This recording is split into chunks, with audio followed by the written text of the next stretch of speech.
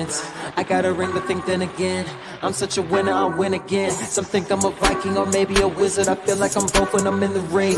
Victory brings serenity. I give them a three-piece, that's for the three-peat, and then I leave with the Trinity. True baller got all the amenities. All the others just wanna be mini-me's. Haters mad when they in my vicinity. What's going on, everybody? Welcome back to the Closer's Cage match with my friend Jerry Norton. What's going on, Jerry? Not much, RJ. Glad to be here with you, buddy. Yeah, man. So the last time we did this, well, it was, what, 3-4 months ago? I think so, yeah. 3-4 months ago, you came on here. You crushed a deal in Florida. You closed it on the live. How much did you end up making on that? It was a $20K assignment. Yeah, it was awesome.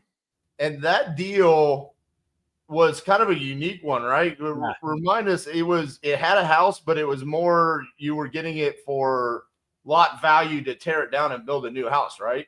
Yeah, on the call, she wouldn't budge on price, so I set up a creative finance, if you remember, seller finance. Yeah. Well, then when I went to dispo it, I got a buyer that wanted it bad, but he was like, I don't want your creative crap. I want to pay cash and I want a deal. So I went back to the seller and I'm like, hey, we can get this done, but this isn't going to work at this number. And I don't know if you remember, but she kept saying on the call, I will not go a penny under 500,000. Well, she went 350 when push come to shove, and I dangled cash in front of her. So the seller told me the cash buyer was a developer because it was a high-end area. If you remember, it was Fort Lauderdale. And I called the guy that had a townhouse for sale 2 doors down. I said, hey, you want another one? I got the lot on the corner. And he's like, yeah, I know that house. And I said, okay, what's your number? He tells me 370. I call her back and I say, I can get this done, but it's got to be at 350. She tells me, no way. Calls me back, a little while later and says, let's get it done. I'm like, okay, let's get it done. So I committed the buyer first. I said, look, I'm about to lock this up. You better be committed. Are you ready to go with non-refundable? And he said, absolutely. There were some code violations we had to work through with her. So it took a minute to close because she had to get some things cleaned up. Like this place was a disaster, like cars on blocks and overgrown, this and that, and, but she got it all taken care of and we closed and it was a straight 20K assignment. I love it, man. So here's the thing. Kudos to you for getting that deal done. And I think there's a lesson to be learned there. Sometimes we look at it and we think, hey, man, I can get this creatively. This is going to make it a deal. And then the next thing you know, it's like, hey, we were somewhat overthinking the process, right? And then, but it opened up the door and it got you to where you could get the deal done for cash. The other thing is since you and I went live together doing a Closer's Cage match, I've had other Closer Cage matches. I went with Stratton Brown. I went with Steve Trang, Aaron Bevins, Steven Morales. They were all absolute straight dumpster fires. I mean, Steve Trang is the worst closer of all time.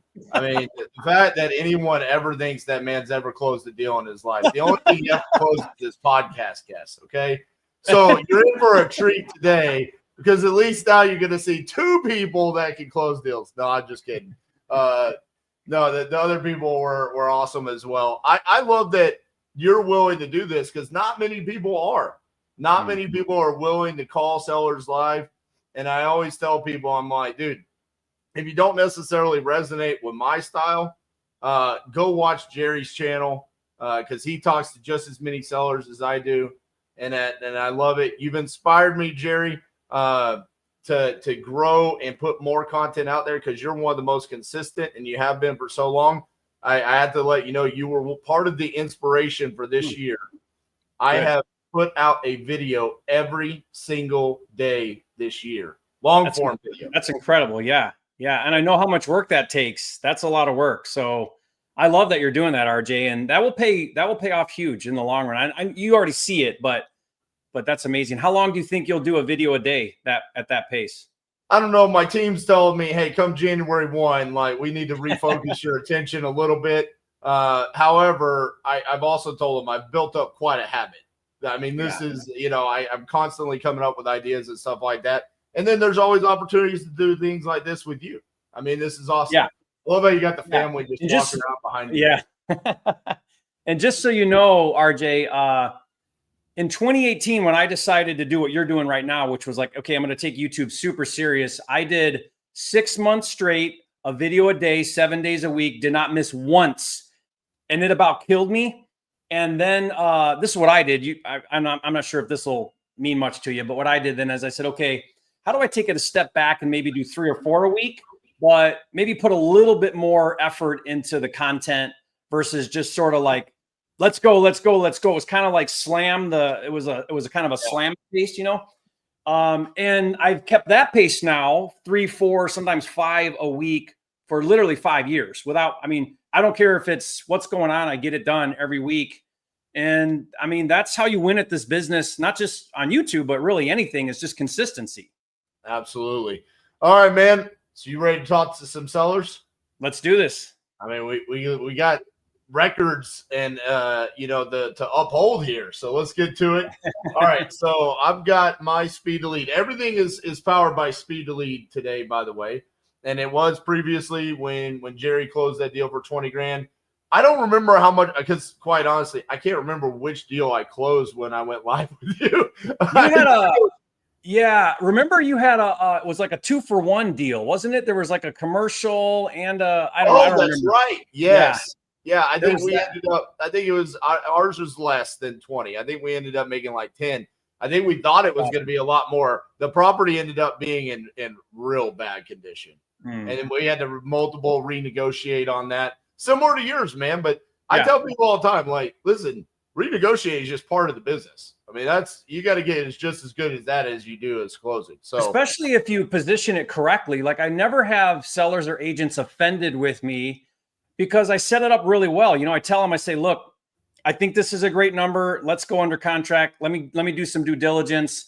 If for some reason it doesn't pencil when I dig into it, I'm going to let you know right away. And then when you come back with the real number, you know, it's not so offensive because you didn't promise them all this and then don't perform. I never do that. That's where wholesalers get into a lot of troubles. They overcommit, overpromise, and then have egg on their face when they have to renegotiate. Right. All right. So first lead on here that I see, Daytona. Well, second one now, Daytona Beach. So we're in Florida again. Selling a vacant, non-occupied house. They're actually saying it's land. It's vacant. They need to sell ASAP. Needs cosmetic flooring, paint. They've owned it for 2 to 5 years, and it has 1 acre. So I think when they say land, they're just saying it has land. It has an acre. Okay.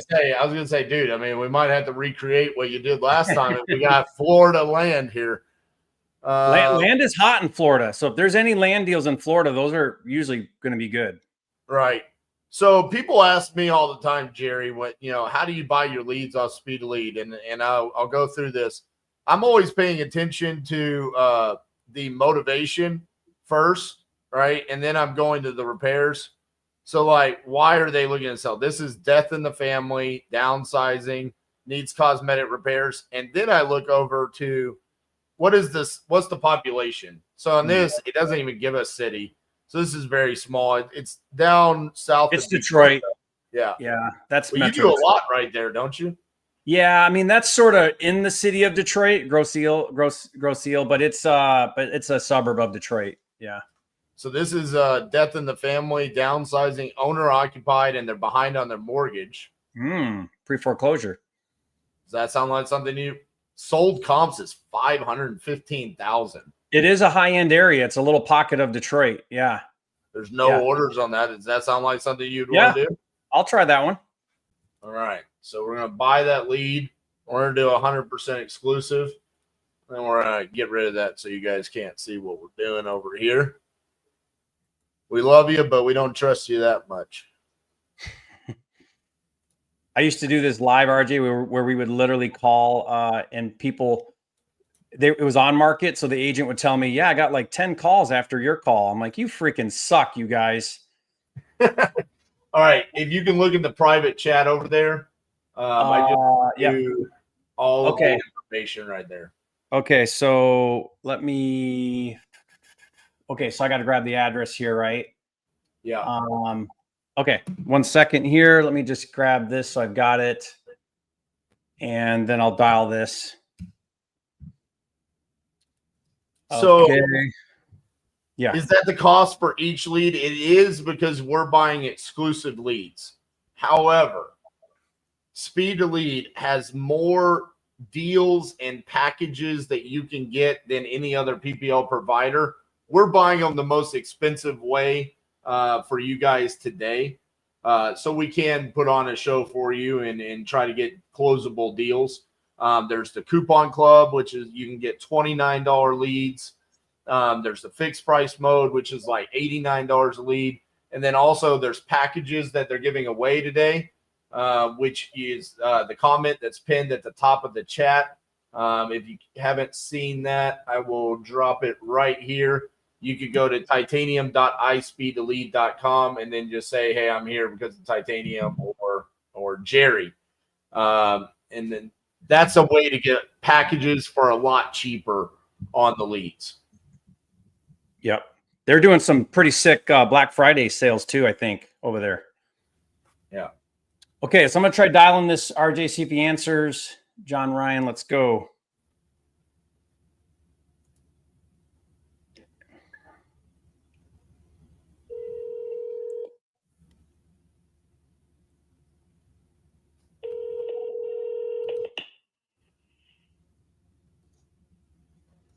Hello?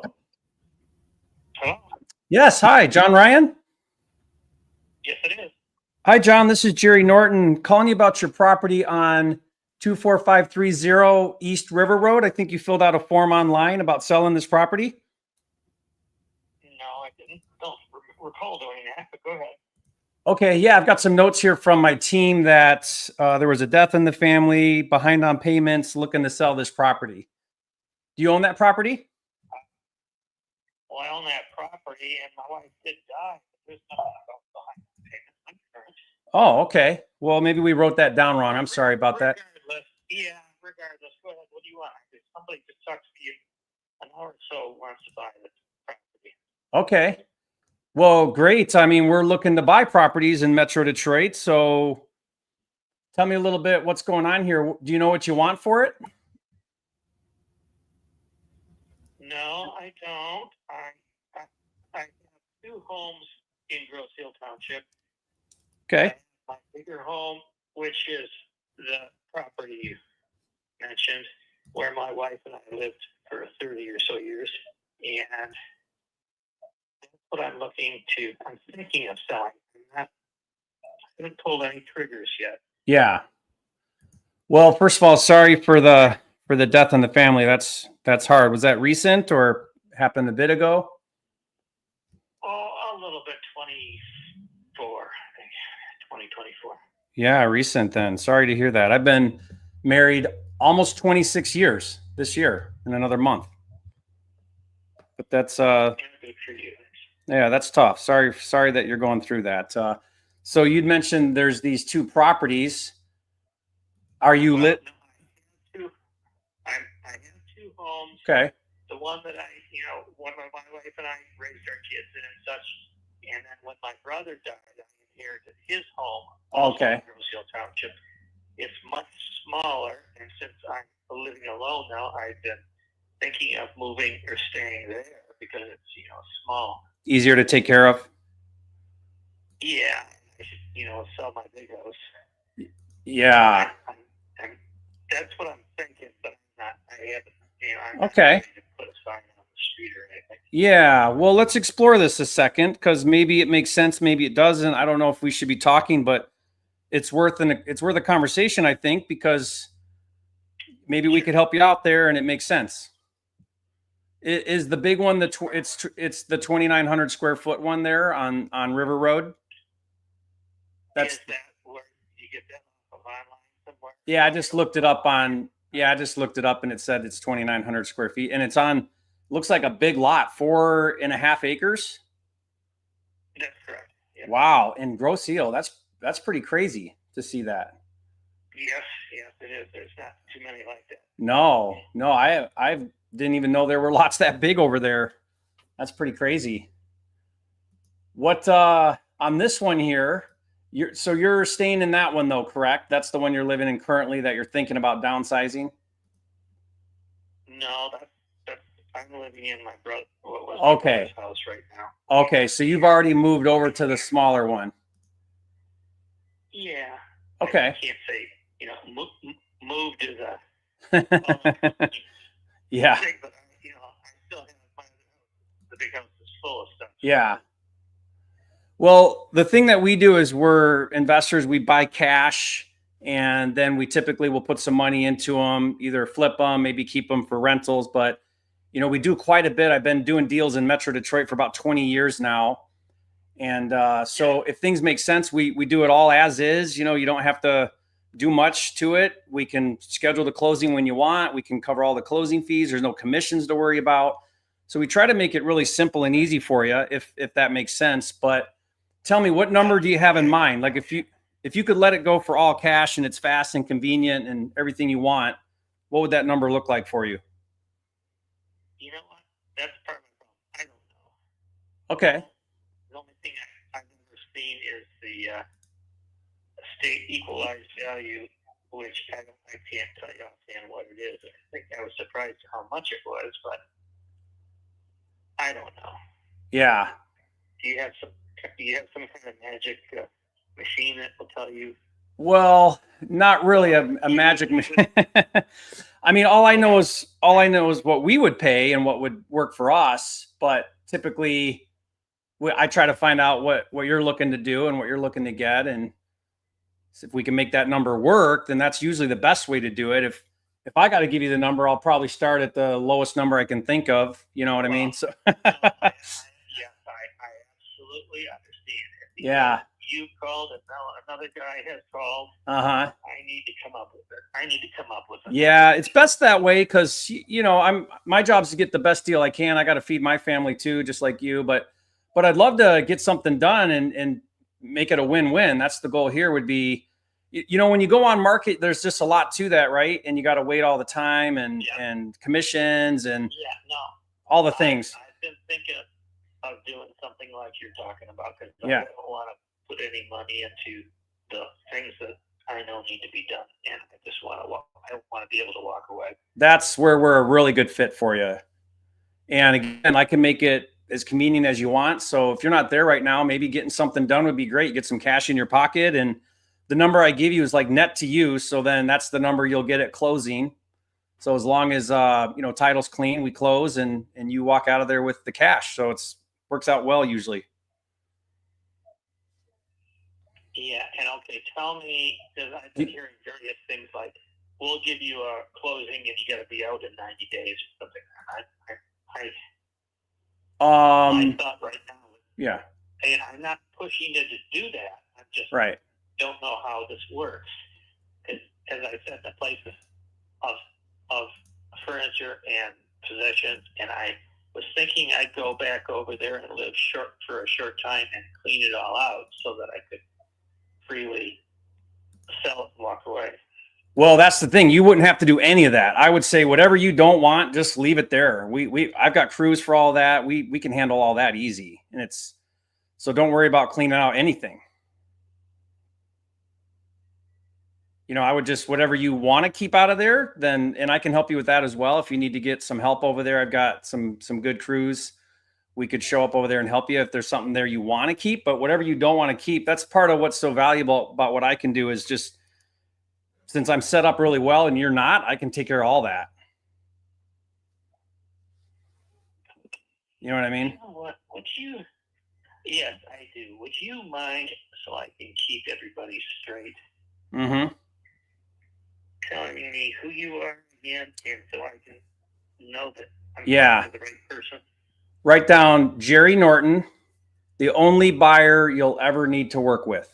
Write that down. And then the other guy's number, you can lose that. Like, just throw that in the garbage.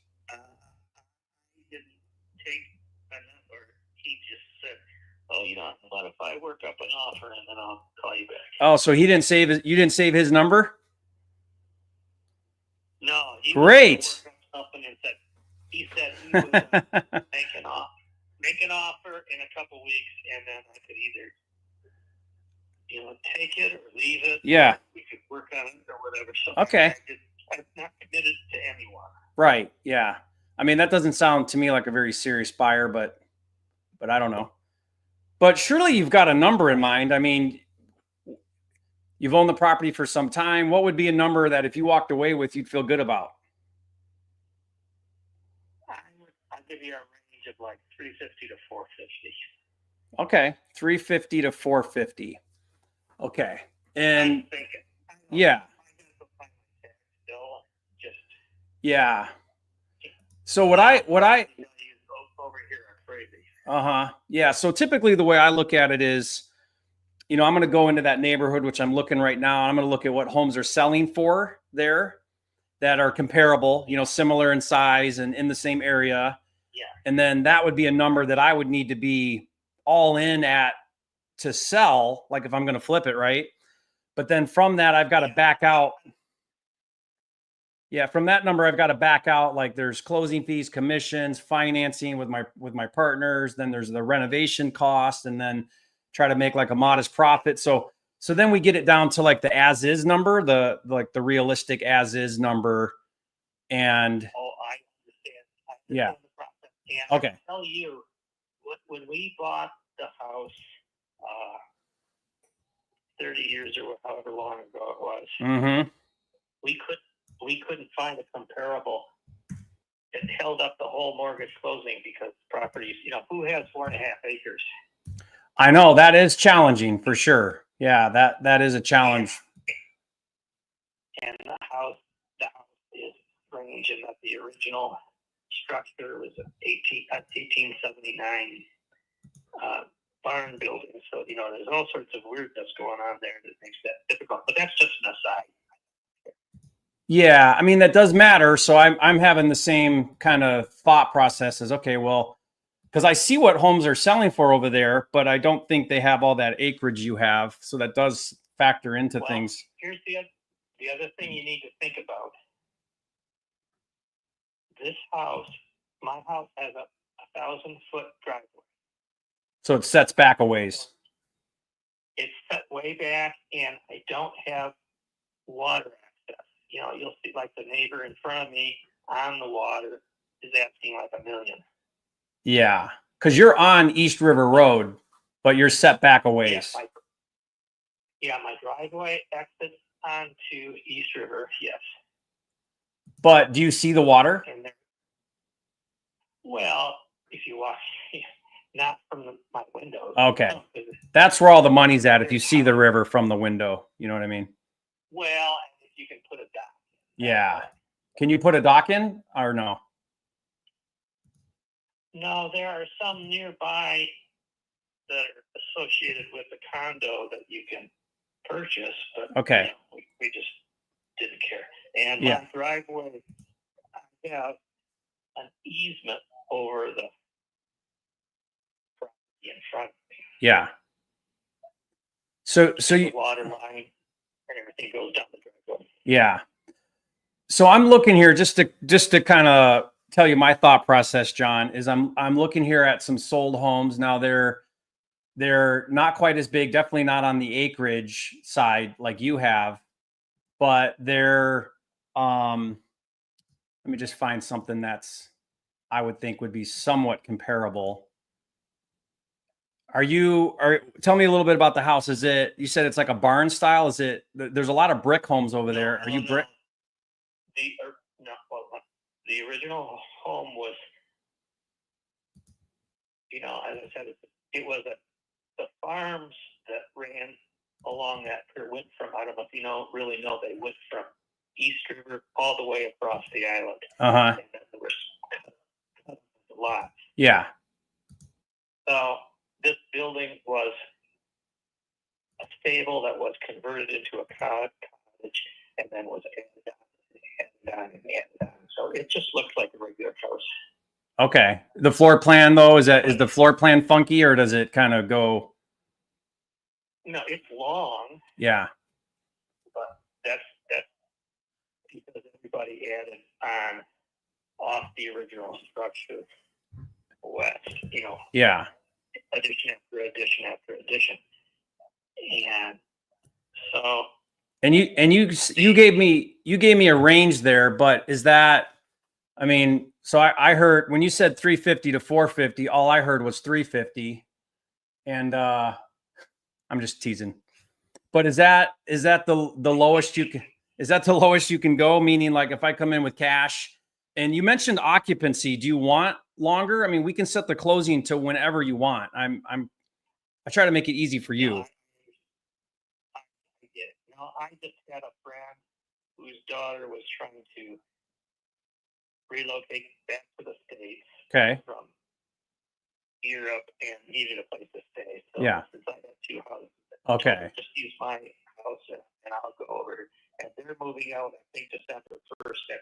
So Okay. Yeah. I don't know that that's a big deal. No, I mean, for us, it's no problem. We could close after that. Not a problem at all.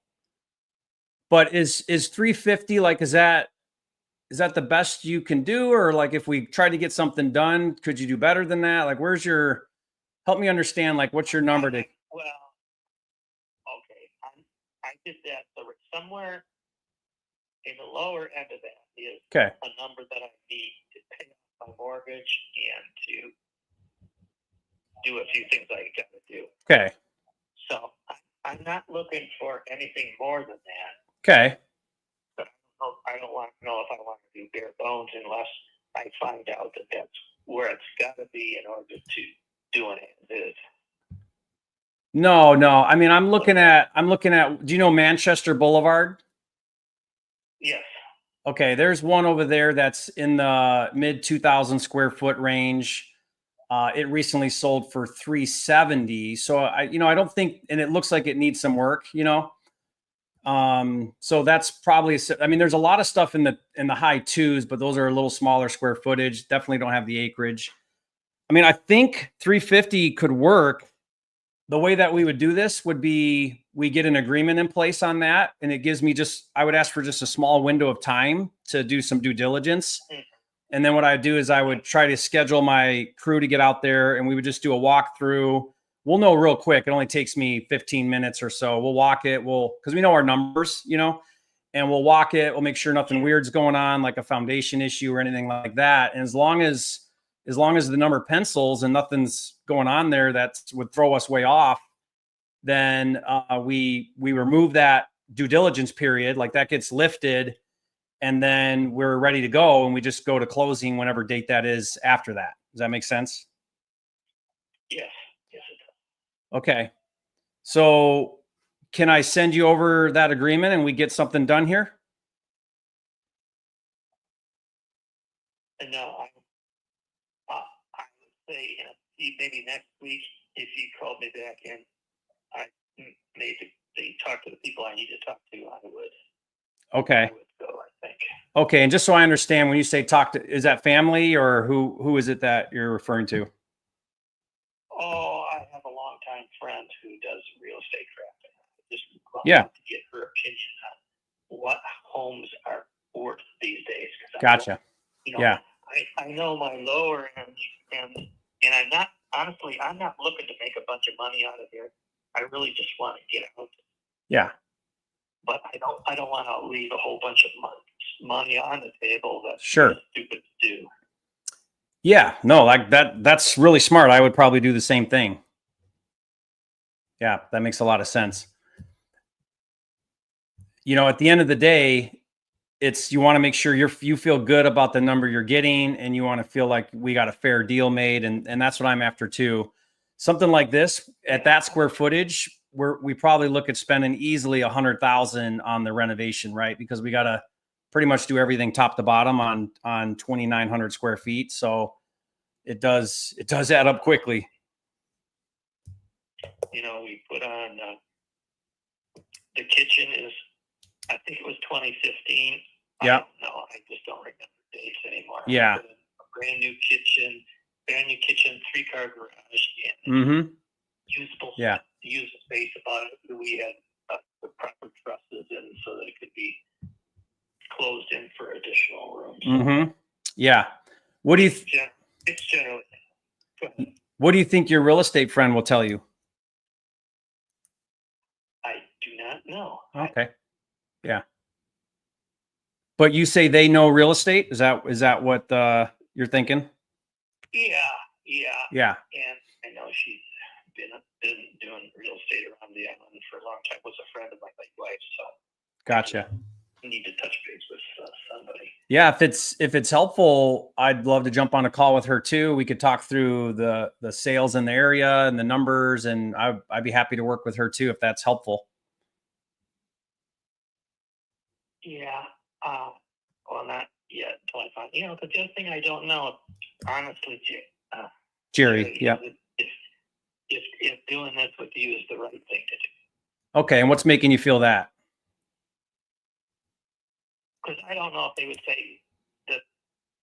If she would say, "Oh no, don't do that in 10 days," and or what, I just don't know.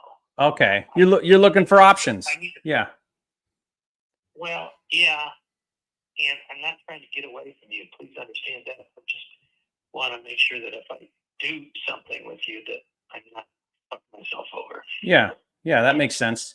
Did the other person you talked to, did they give you a price, or did they just say they'll? Oh, yeah, that's right. You said they're going to call you back with a price. They're going to get back. Yeah. We can sign off on, not sign off, but then you would know. Yeah, then at least you would know. Yeah. Okay. Because you too would want to see it. Mm-hmm. Would it be helpful? Would it be helpful if we came out and met with you and sat down and talked it over? Would that be helpful? Yeah, but not yet. Okay. I still want to talk to this person. Okay, I'm just offering that because we're talking on the phone, and I just to show you that I'm the real deal, and we're in the market, and I'd be happy to do that. We could meet over there, or we could meet somewhere, and just make sure you feel comfortable and confident with the process. Is there, other than not sure if this is the right move on price, is there anything else that's holding you back? Is there another concern you might have? No. Okay. You just want to make sure that you let it go at the right price. Yeah, but I got these two houses. Okay, so I don't know if she would say, my financial advisor originally told me, sell the one I inherited from my brother, take that money, throw it towards the mortgage I have, and then just live over there. Yeah, but I don't know that I want to live in that big house anymore. So yeah, that's why I'm considering selling it. Okay. What do you owe on the big one?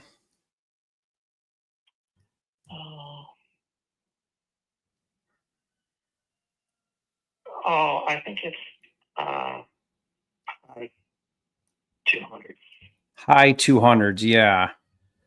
So if you sold it for 350, you'd pay that off, and you'd probably walk with 50 to 75, maybe something like that in cash.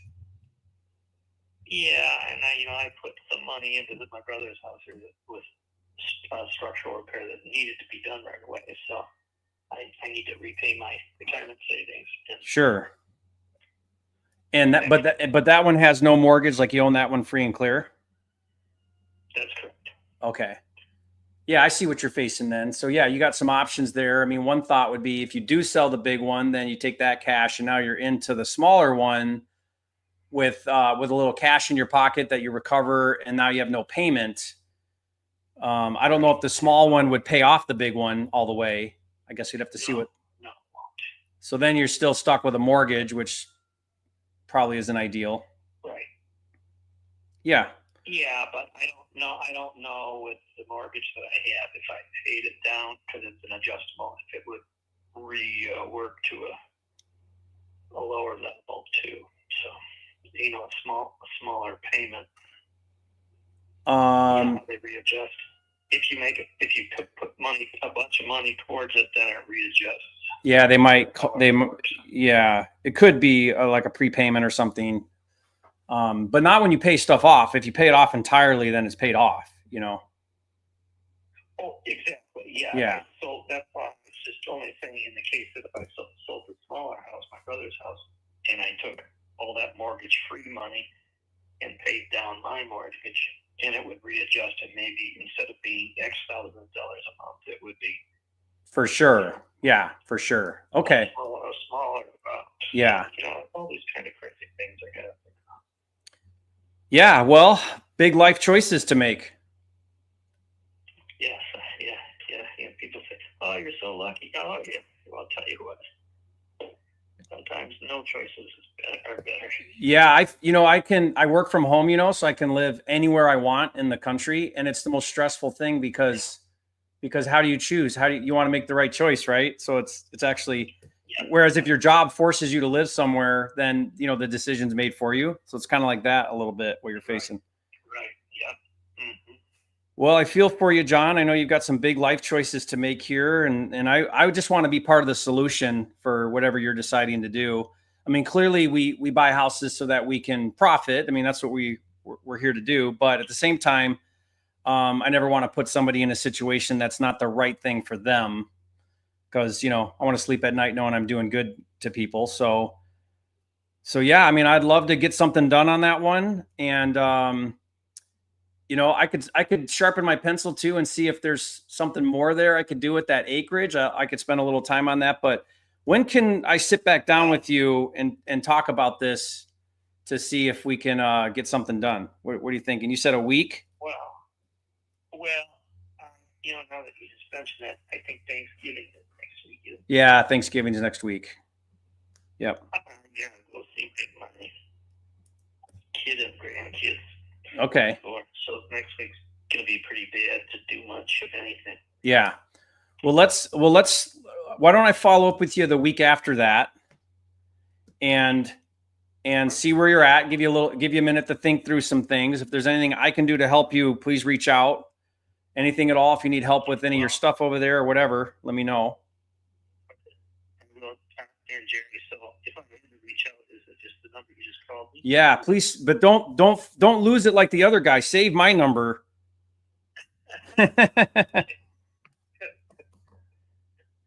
Yep, it's Jerry Norton, and this number I called you on is my cell phone. I'll save your number as well. So if you get your head around all this and you have some clarity, call me right away, because we'll again we can. I'll make this all easy for you. So you tell me the way you want to work around things, and I'll accommodate that. But would love to get something done. Would love to get $75,000 in your pocket here's quick before Christmas if you want, and make life a little easier for you.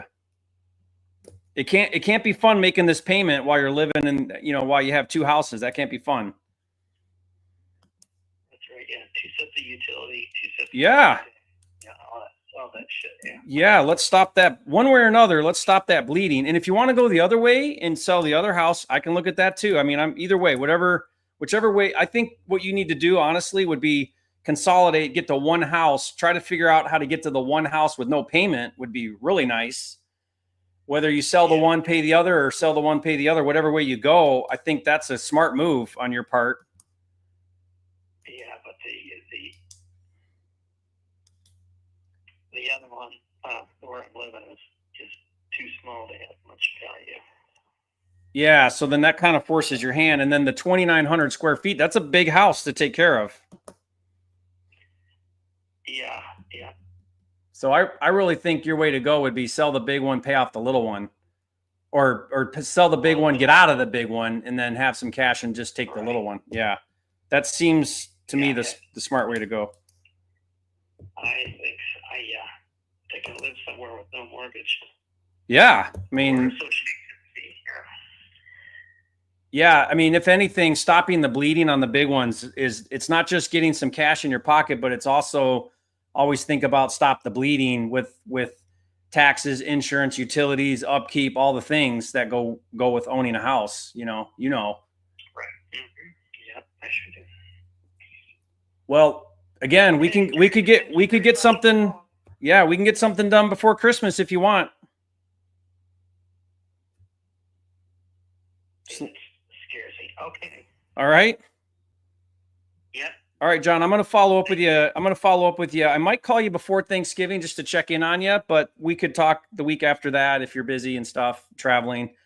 But, I'm your guy. I'll help you get something done here one way or another and make sure you're sitting in a good spot. Okay. Okay. All right. Thanks, John. Talk to you soon. All right. We'll see you soon. Bye. Okay. That was a great call. That is a deal. Really? Yeah. Yeah, that is a deal. Yeah, there's $1 million homes over there on the water all around him. Yeah, that's a really good deal. On 4.5 acres, I didn't even know you could get 4.5. That's like in the, yeah, that's pretty wild. If he's at anywhere in there, 350, 4, those, that's a deal. That's probably $1 million house after you spend the money, you know? Right. Well, would you wholesale it or would you try to do the work? You know, I do flip a lot in that whole Metro Detroit. I try to stay a little bit away from that Wayne County, Detroit zip code. But this is a pocket of Detroit that's kind of high end. So yeah, those numbers are what I love to flip, because I do flip, but I definitely like to be up there in the my sweet spot for fix and flip is like 600 to $1 million. I love that price range because you spend the same on finishes, usually, not always, but pretty much it's Home Depot's Home Depot, whether it's a 300 ARV or a 800 ARV. But I follow percentages, so I make 150 on an $800,000 house versus 50 on a $300,000 house. Same Right. time, energy, and effort. You know what I mean? But I also know a lot of guys that like that area, so it'd be a great wholesale too.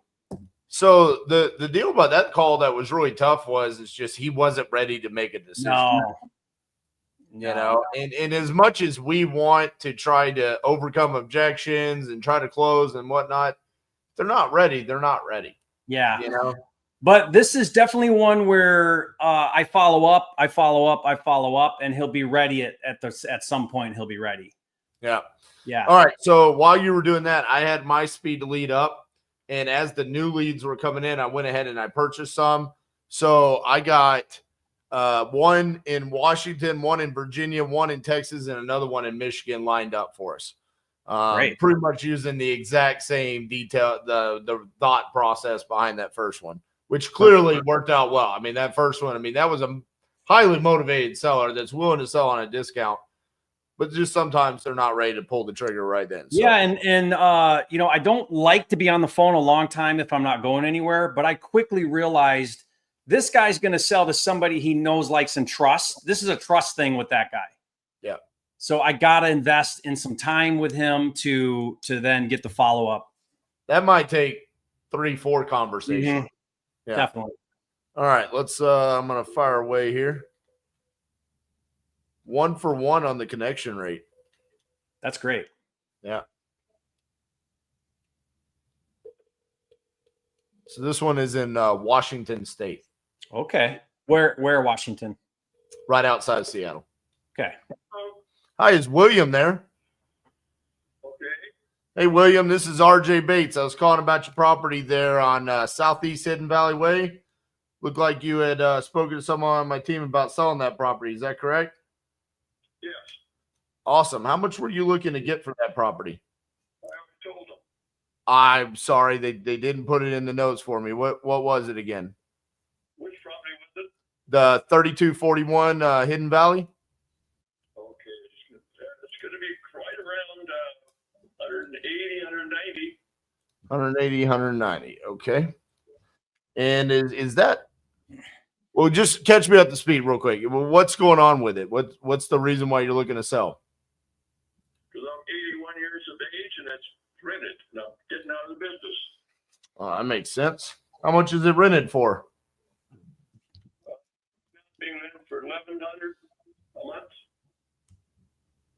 1,100. Is that on month to month or is that on a lease? Month to month. Month to month. Okay. Does the property need any work or is it in really good condition? Really, I don't know. I rented it last year, 2 years ago now, and it's been rented ever since. The people moved in before it was even rentable and fixed it up themselves. It's on 2.5 acres of property, and it's not on a main road. It's right next to the main road, but it's decent. I don't know what to tell you. Gotcha. How'd you come up with the price of 180? I said 180, 190, but I'm just going approximately to value what the Kitsap County says, and they say it's valued at 190. Gotcha. Okay. And the people that are living there, you said they're the one, they fixed it up? Yes, it was not rentable when I first got it. It had no power to it, had no water to it, had nothing. I fixed the water and the power, but they, repaired the inside type thing. I bought them a bunch of flooring, and they refloored it. New windows, a couple of new windows anyway. Gotcha. So small little repairs so they could live in it. It's a young lady, not really young, but she's probably in her 30s, and her mother. Gotcha. Okay. Because I'm looking at it, I mean, if I were to give you, 180, 190,000, with them only paying 1,100 a month, it's not great. I at least want to be, as close as possible to whatever I pay for the property. The rent is 1% a month at minimal. And so I think if I were to buy it, I would almost want it to be vacant pretty quick so I could fix it up and sell it. Do you think that would be a problem for them? Like, I don't want to come in and immediately gotta remove somebody, but I don't think so. okay. All right. And this is 1,100 square feet, and it's a manufactured home. Yes, it is. Okay. It's 24 by 48. It is I don't even know the name, but a Champion. It's a 1977.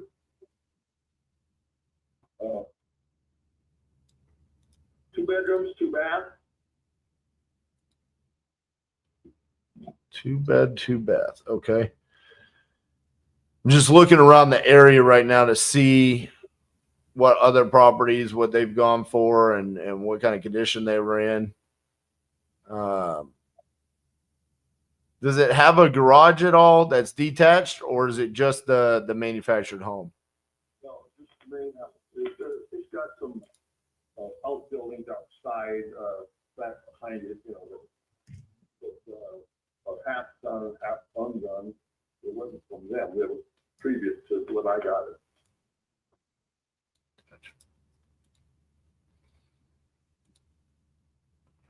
So you said you're looking to get out of the business. Is this what you do? I know you inherited this one, but do you? We sold 5. 5 probably. Is this the only other one that you have left to sell? No, I've got another one I told him about, the one on Bandix Road, 13317. It's the newer trailer. It's only on 1 acre of property, so I want at least 2 1/4. It's a newer trailer. It's on foundation. Do I get a buy one, get one free discount?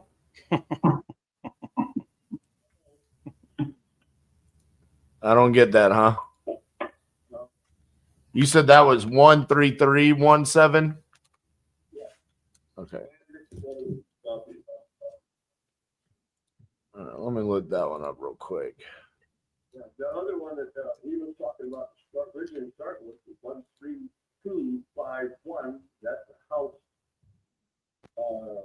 2,600, 2,700 square feet, and got a mother-in-law trailer on it also. It's rented.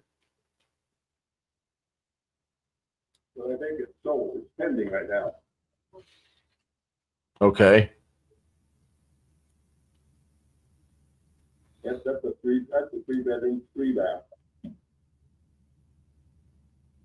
That's just down the street.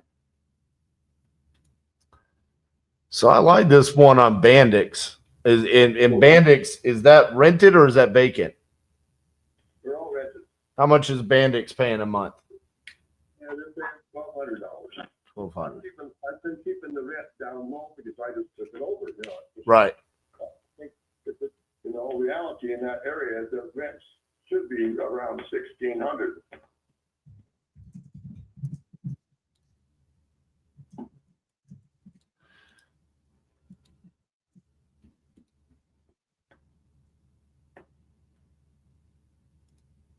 Bear with me. I'm just I'm looking at some things in the area real quick. Yeah, no problem.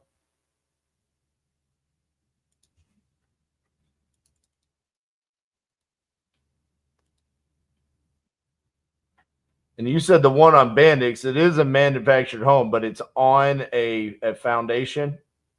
Yes. And it's a 28 by 48. And it's 3 bedrooms and 2 baths. Would it need some love, or is it in really good condition? I don't know. Renters are not people that like to keep things going. They just sort of putt around. Understood. All right.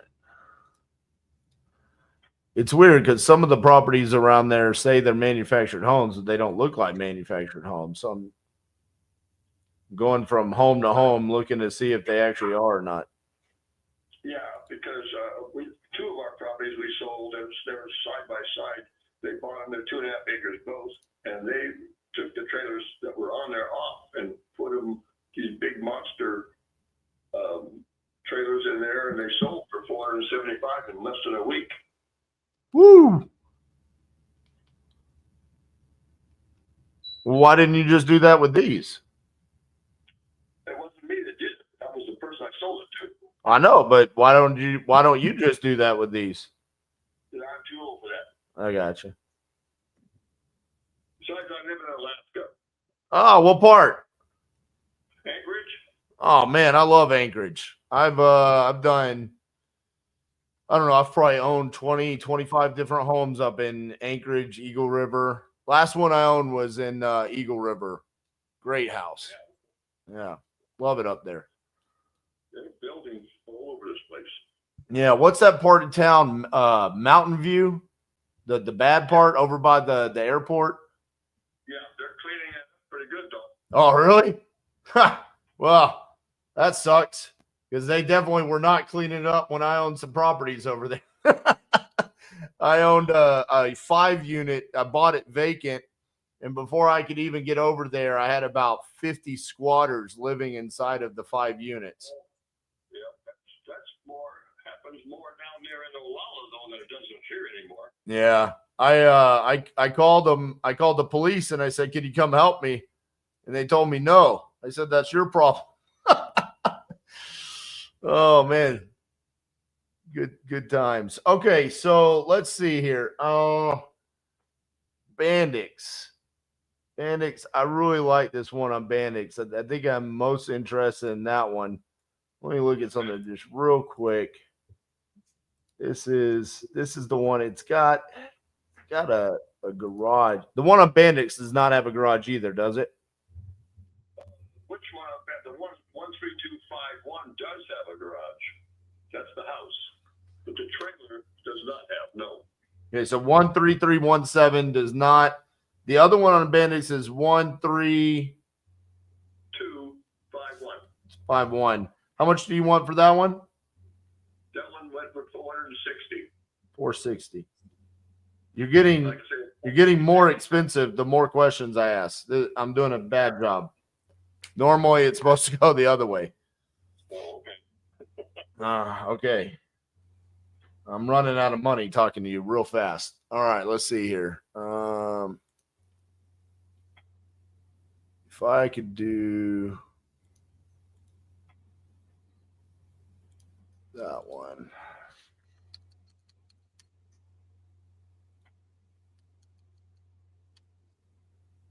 You said on that one you wanted 225.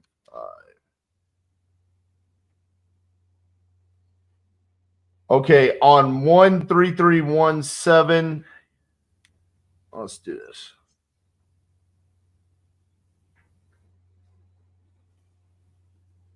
Sorry, I'm kind of just talking to myself. Hidden Valley. I'm trying to put together how much I can do all together for the Hidden Valley and the 13317 Bandix. I haven't looked up the house, but I feel like based off that price, I mean, there's not a lot of value there for me, right? You're kind of, that's pretty much peak of the market, right? Yeah. Yeah. So I don't think that one's a good fit for me. But the one on Bandix and Hidden Valley, I think I could come in and I could do some stuff there.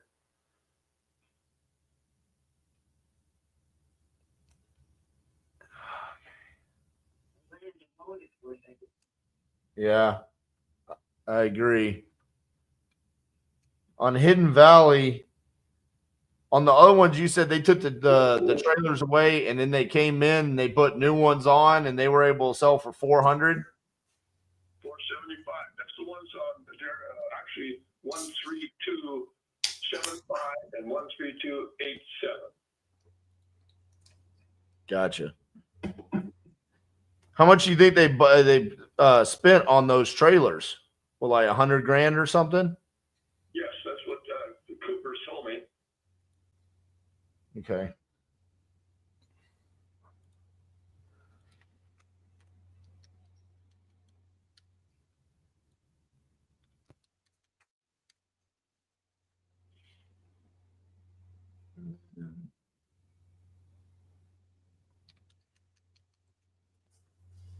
Okay.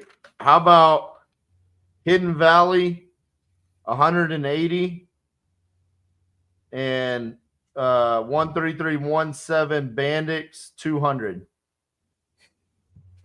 So 380 for both. Oh, I could probably go for that with no other additional costs out. Correct. The only thing that I would be asking you to pay would be the prorated taxes that you owe on it for this year. I don't owe anything. Okay. So if you don't owe anything, then that's a net number to you. I'll pay the closing costs and there's no commissions or anything like that. Okay. All right. Let's do this. Give me, what is a good, is it owned just by you or is it both you and your wife? Me and my wife. Okay. Do you have a good email address for both of you?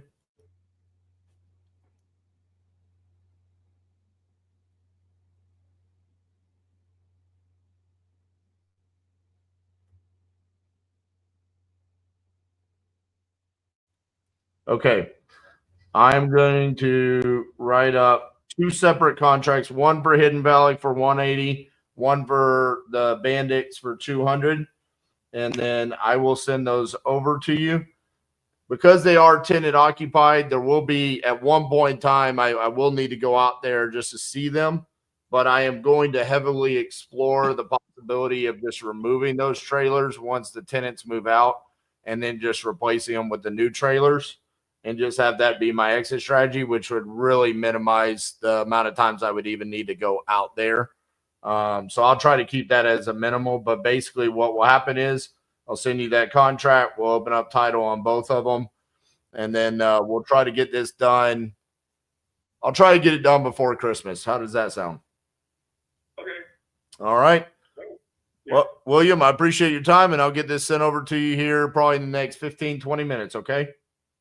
Okay. Thank you, guys. Bye-bye. Oh, bro, we're on. Boom! Dude, that was great. Okay. Wow. Tell All right. what were his numbers again that he gave you?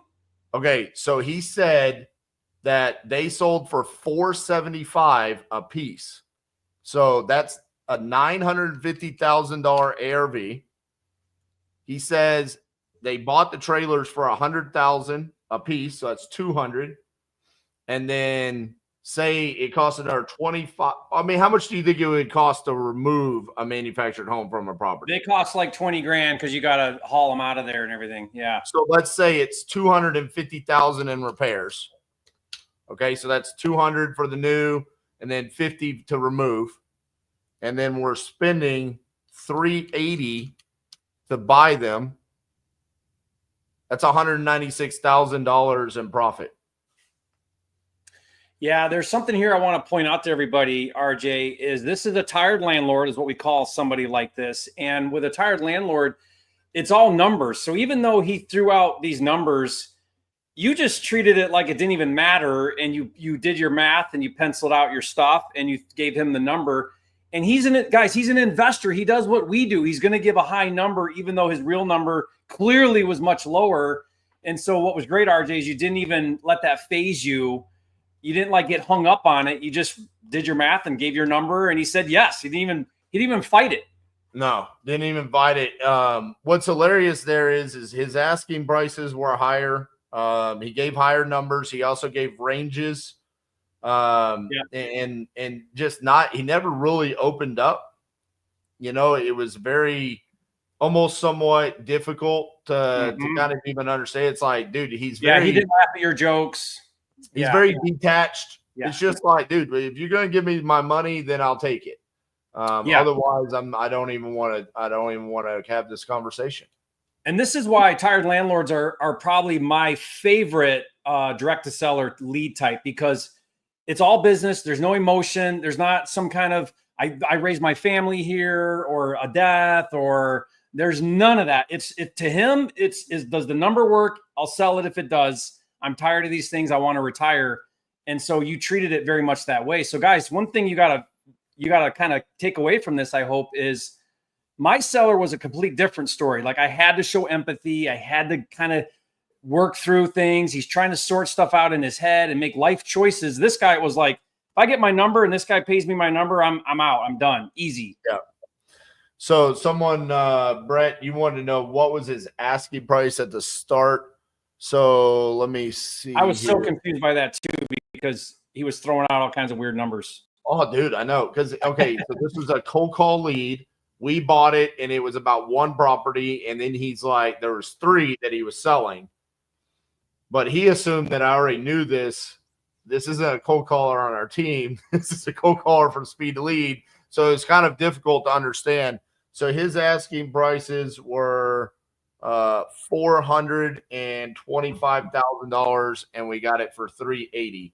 So $45,000 below his asking price, without really, there was no negotiation. There was no anything. It was just, I'll buy 2 of them, and because I'm buying 2, you're going to give me $45,000 off. Do you think he has more properties? No. He said that's all he has left. Okay. He said he already sold 5. He only had the 3.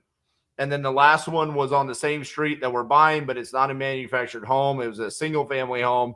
And because I was comping, I had my comp software open, and I didn't bring it down to only manufactured homes. I saw single families were selling pretty close, like in the $500,000 to $700,000 range. He was asking $460,000. I'm like, we're not gonna get lost in talking about that one when I know I've got 2 right here with $200,000 profit. You know what I'm saying? Yeah, so, that makes sense. Yeah, Fantastic. stuff, Way to go, RJ. Great. Thank you. All right, man. You ready to call another one? I mean, dude, we're 2 for 2 right now on connection rate. We've been live for an hour, and we've only placed 2 dials, and we've had 2. That normally doesn't happen. Yeah, I know, right? All right, so I've got lined up for you either Salem, Virginia, Okay. Dallas, Texas, or Inkster, Michigan. Give me Inkster. That's another Detroit neighborhood. That's why I bought that one. I saw it. I was like, okay, that one feels like now that's low end, but let's see where we go with it. Yeah. Also, guys, before Jerry calls this one, if you register today for Speed to Lead, they will drop $100 in your account for free. So when you sign up, either use, hey, if you're here because of me, use promo code Titanium. If you're here because of Jerry, use promo code Jerry. We get enough to get a Starbucks. In my case, a Dutch Brothers, because Dutch Brothers is better. Protein latte, baby. If you want to send one to me, I'd love it right now. But yeah, it gives you free $100. Okay, so I've got this in here. Hold on a second. Let me grab this. Manufactured homes for over $400K. I will say, you see that very common in the Seattle, Washington market. Yeah. One of the few markets you see that. Are they saying that that's high? They're saying that that's high. Yeah, they're saying that's high. Yeah. Okay, so this is a bricker. Looks like a 1,008 square feet. I mean, this is like there are millions of this exact house. By the way, this is vacant. They need to sell ASAP. There's no mortgage. It's not listed, and they talked to James about selling it. So this is a cold call lead. Okay, so I Speed the Lead did the vetting. Yes, with a James. Okay. All right. Let's see here. And let me grab. I got her first name. Let me just grab her. Okay. Let me call her now and see if she'll answer. Did you hear my volume okay? Because I have my thing right next to my mic. The seller was a little bit difficult to hear at times, but it got better. Too. Yeah, I think it was just because he was kind of older and a little bit quiet. Okay, let's see if he answers. Or she.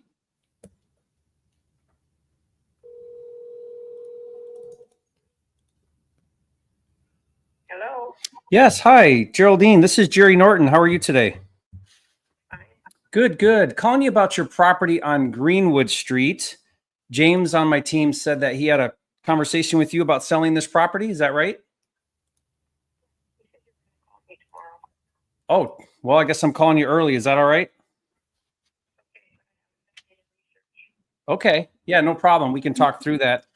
On this property here, Geraldine, you're looking to sell this? What price are you looking to get for it? No. At least 100. Okay. And what's making you need that number? Okay. What do you think it's worth? I'm just looking now as well. I wanted to do the research. I haven't had a chance to do it because he just called about an hour ago. Yep. Okay, I'm taking a look here. Now, this is a 3-bedroom, correct? Okay. And looks all brick? Yeah. Very good. Okay. I'm just going to take a look here. Bear with me to see if we can make that number work.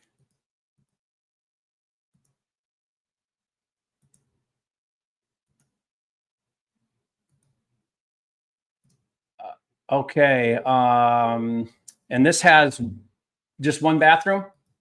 Yeah. Basement? Yes. Garage? No. No garage. Okay. Oh, it's a big lot. Yeah, lots of. Okay. That's great. It's got a basement. The no garage is a little bit of a ding, but let me just see if how much that's going to affect things.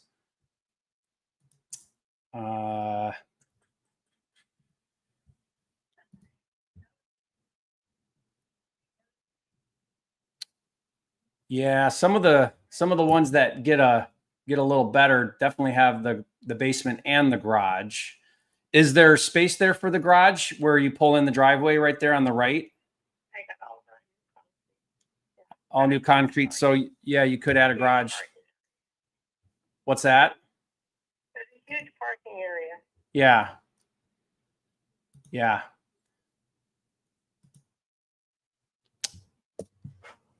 Okay.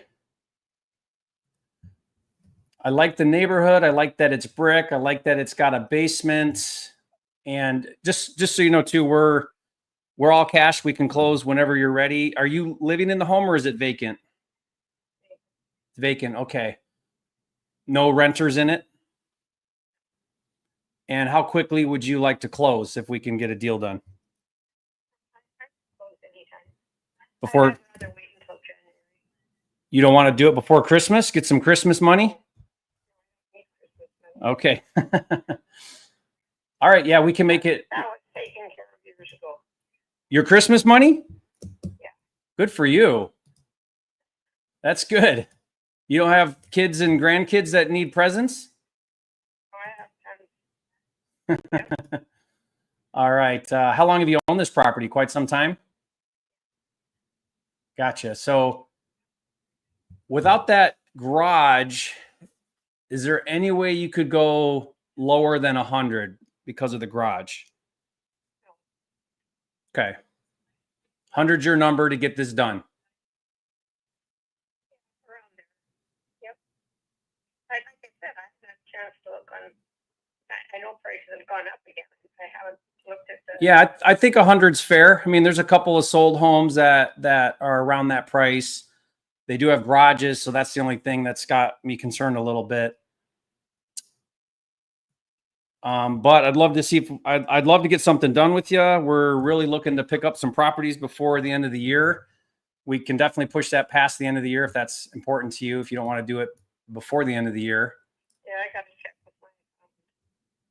On your taxes and stuff. Yeah. Push it in the next year. Worry about it. Kick the can down the road, right? Yep. Okay, Geraldine, I think I can make this work. Let's get this done. Here's the next steps. Here in a few minutes, I'm going to have my assistant get a hold of you. I'll need to get your email from you, but we'll send over an agreement. Okay, no problem. I'd have to probably meet with you then. So we'll just meet and do an agreement on that. Or do you have? We'll see. Just give me some time. I'm not ready to sign on the dotted line right this minute. Oh, I thought you said you wanted 100 and that was your number. I told you I haven't done the research. Okay. He just called me. Okay. So, Do you want to do? Yeah. Would you want to do the research together? no, Okay. I'll do it myself. Okay. I thought, yeah, I mean, I can make that work. It's a little more than I want, but like I said, we're really looking to get something done right now and love to help you out on this. Okay. When do you want to do your research so that we can make a decision on that? This weekend. This weekend. Okay. So I'm going to give you a call back Monday. All right. And then from there, we'll, as long as you're feeling good about it still, we'll go from there. Just so you kind of understand the process, we'll get a simple agreement in place. We'll set a date for the closing. And then I'll send my guy over to the property. He'll need to get access, but we'll just do a quick walkthrough, make sure nothing's going on there. And then as long as that checks out, then we move to closing and you walk out of there with that big check. Okay. Sound good? Sure. Okay. Thank you, Geraldine. I'll be in touch with you on Monday. Okay. Bye. What an odd seller. Okay. Dude, I thought I had that. I don't know what happened. Was she as short and disconnected during the call? I thought the sound was breaking up. It sounded like she never said anything. Oh no, she said I'd like to get 100. Okay. I don't know. I thought it was just an order take, a RJ order taker there. 100's great. There's some brickers selling for 170. There's a couple of livable condition ones that sold right in her street for 125. You know, like that's a 20K, a 15-20K wholesale on that one at 100. I didn't understand what happened there on her saying I need to do the research.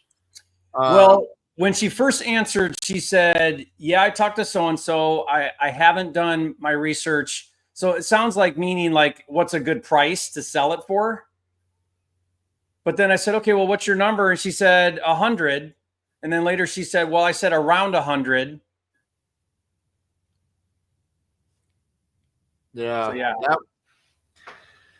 You know, I filmed a video today for we have a Black Friday special coming out because, you know, we have to do that, right? I mean, on that one day of the year, we have to make things cheaper, right? So I filmed a video today, objection obliteration. And in it was all these objections. And one of them was, what happens when the seller says, I need more time at the end? And that's essentially what she just said. Yeah. And I said, you know, you really have to have intuition as the closer at the end where you either decide to play hardball, which is no, I'm not going to give you more time. We've already discussed everything, and I made you my offer. It's either take it now or leave it, or you have empathy for their situation. I think that's the right play here, where it's like, you know what? You should take your time. You should take the weekend, do your research. I don't want you to have seller's remorse. I don't want you to get into an agreement that you don't want to be in and you don't feel comfortable in. And maybe on Monday, the conversation, she comes back, she says, hey, I think I could sell this for 125.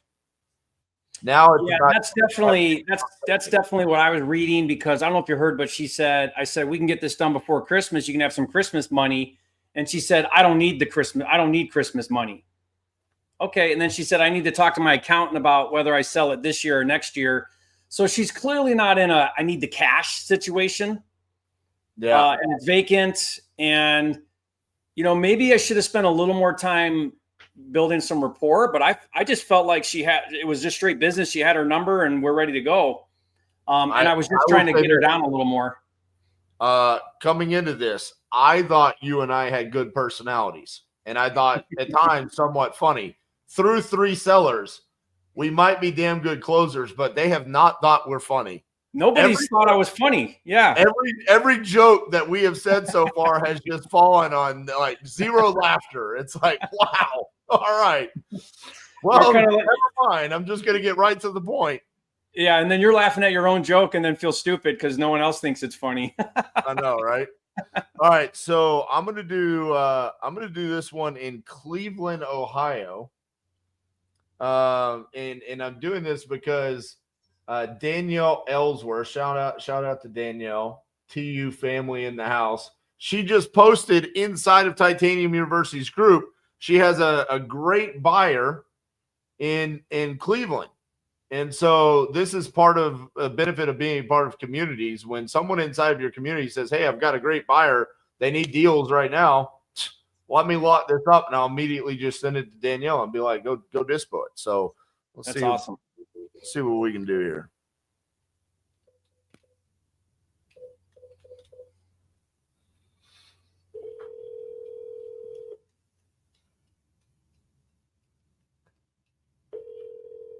Cassie thinks we're both hilarious. Hi, is Danielle there? This is her husband speaking. Madison's calling. Yeah, this is RJ Bates. Looked like she had filled out a form on my website about selling y'all's property there on Sylvania Road. Are you guys still looking to sell that property? Oh man, let me tell you this, man. I just had an asshole treat me like an asshole. I've been tied up with this property for 30 days now, and I missed work because my son passed away on October 24th. Oh my goodness. I decided to sell the property to cover my son's funeral expenses and things of that nature. These people done jacked me off, and I done missed work, and I done got behind on my mortgage. I'm being a straight shot shooter to you now. They just tried to send over this mutual agreement, and I'm going to bite their ass like I'm an attorney. But I got 2 years to take my time with. I really hate to talk to you this strong, but I'm really got my wife on the other line, and she's telling me what they just did. They literally just called her and told her they're canceling the deal. So they made you an offer. You signed a contract with them. They've wasted 30 of your 30 days and now they're terminating. Yeah, and they blame it all on the condition. No, the house is old. It's not old, but it's old. I guess 1942, I think, or 32, something like that. I can't really. It's 1925. I've got it pulled up right now. Okay, yep. Yeah, there you go. Right. So, but it's been updated. And if you got it pulled up, you probably see updated pictures. Yep. Now, at one point in time, I had the house rented out and had it for sale with a tenant because the tenant was moving out of town. So I'm like, well, let me sell it. Then later, my kids, convinced me. I got 3 kids, 18 to 24, convinced me, hey, Dad, yeah, we can handle it. And then one of my youngest boy passed away in a car accident. So now he helped me remodel it. And every time I come in the house, from the floors to the walls to everything, it reminds me of my son. So, and my kids don't want to live there without their brother. So I say, all right, we'll sell it. Now the house is probably worth about, in a great market, I probably could get some bids. Houses, my neighbor houses been sold 185, 194, 200. My house is finished basement, finished attic, fully furnished. Well, it ain't fully furnished, but all the appliances and newly updated. So, long story short, they offered me 150.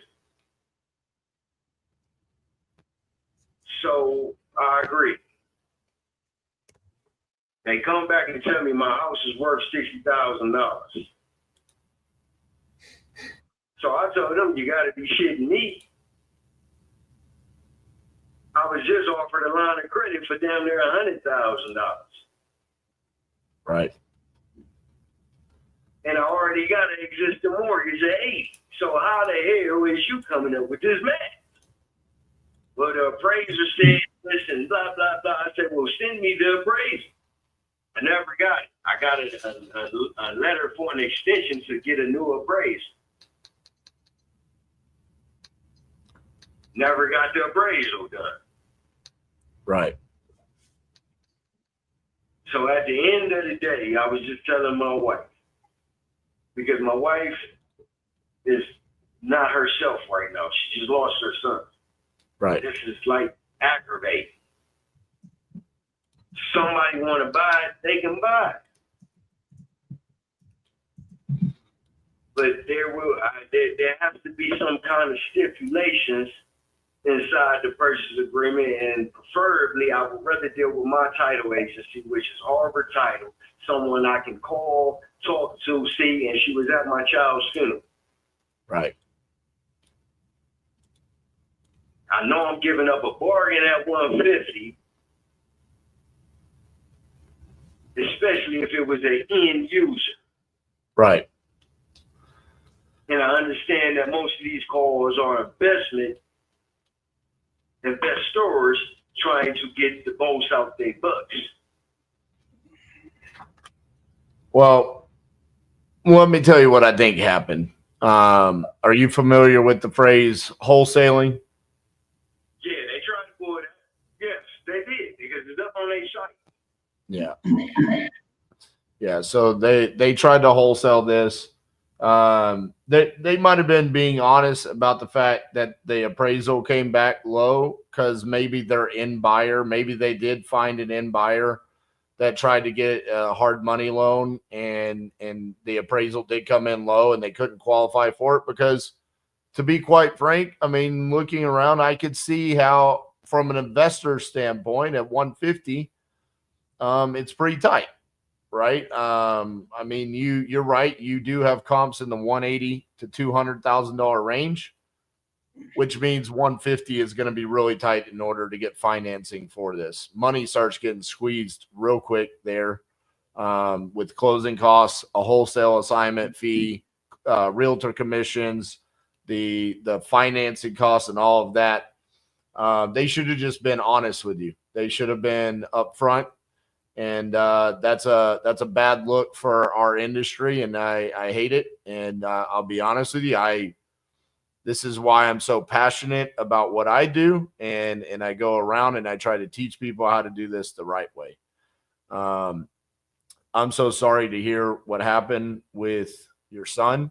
I could only imagine the pain that you're going through. So I'm so sorry to hear that.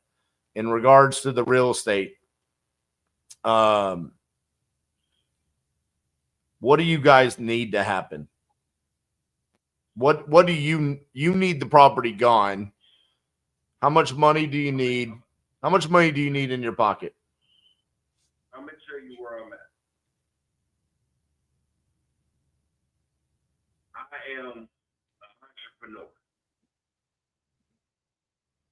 I've had trucks, fleets of trucks, and I've had multiple flips and sales, multiple rentals.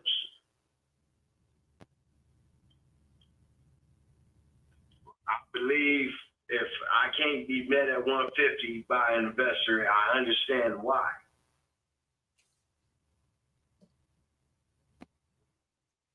And so 150 is where I want to be at. I really don't want to cover any closing costs. And I know that's not for an investor. My wife is just in a rush because it caused her pain.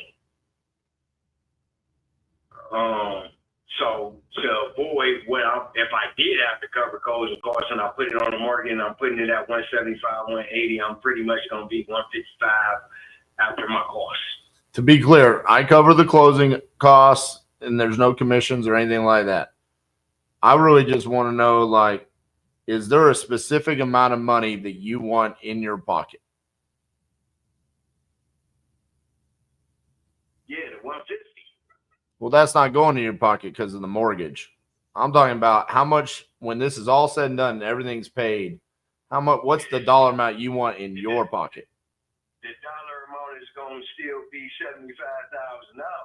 So you want, you give me the 150 or you give me, it's still going to be what it's going to be. so 75,000, that's the number that you need and you want in your pocket. I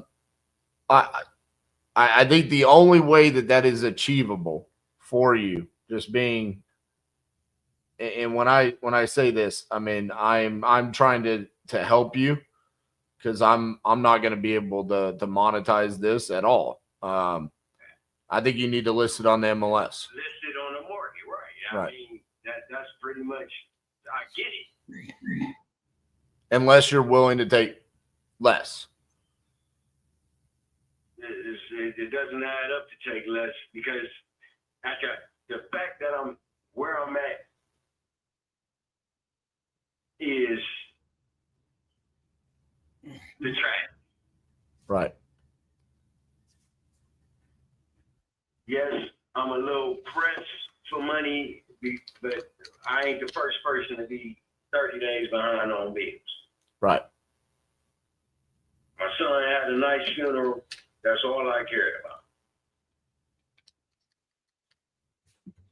So now that that's over, it's back to work. I'm working. I'll catch up. And like I tell my wife, worst case scenario, I'll put somebody in there. Somebody will move.